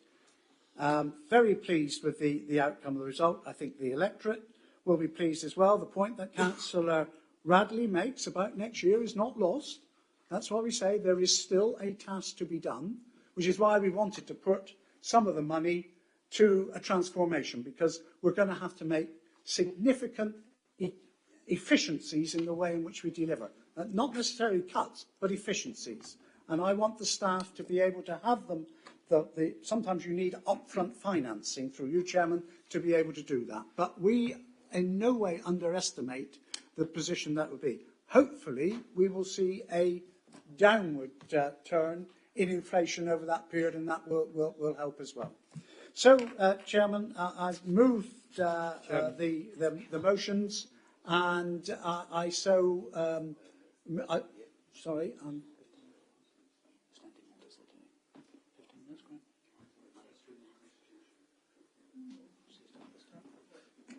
Councillor Butler. Sorry, we're just checking because of the time. Sorry, Councillor Okay. Butler, we were just concerned about the time. Yeah, so I move the motion and ask Council to support it. No, that's fine. I was just giving some advice to say that we've got a couple of minutes, or less than a minute, to deal with the vote and then close this item down, and then we can deal with whether the meeting continues at that point.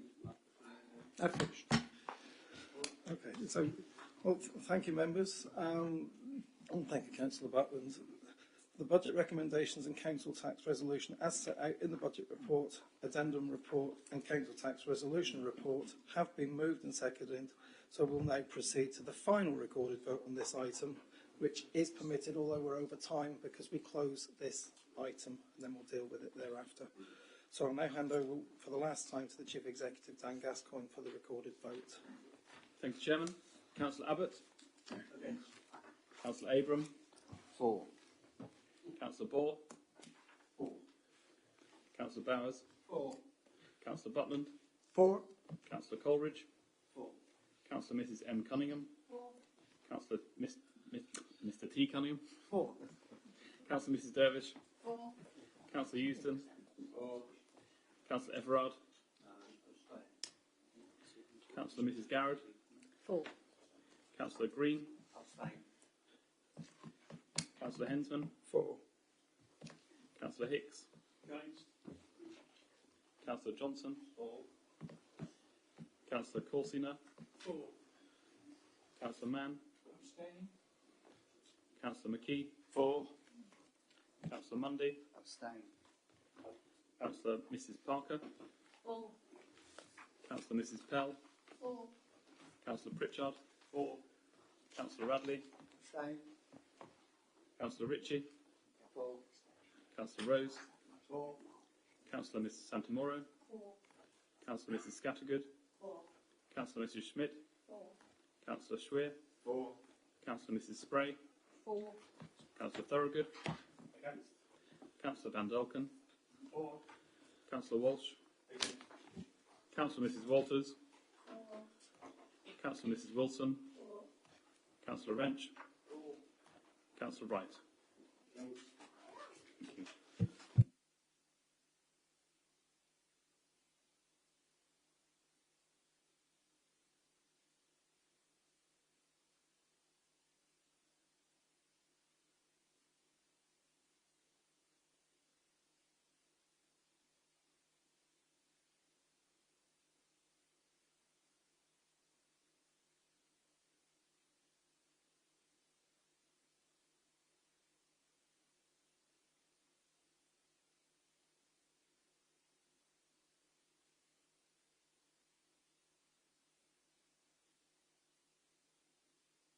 Thank you, members.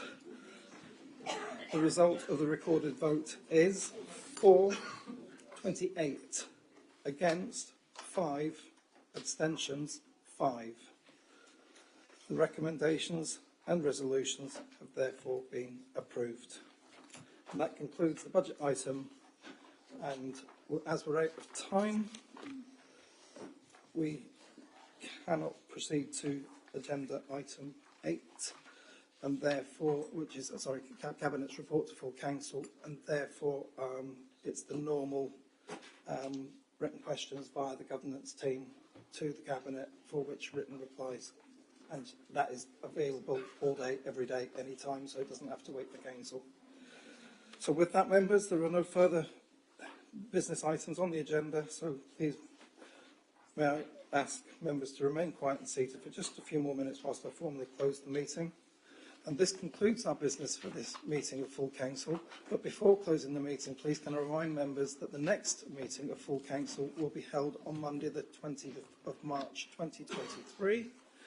The webcast of this meeting will be published on the council's YouTube channel as soon as possible.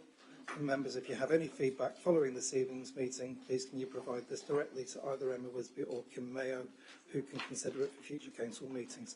Thank you, members, for your attendance and participation this evening, and to those watching on the Council's YouTube channel. And I bid you all good night and close this meeting of full Council at 22:19.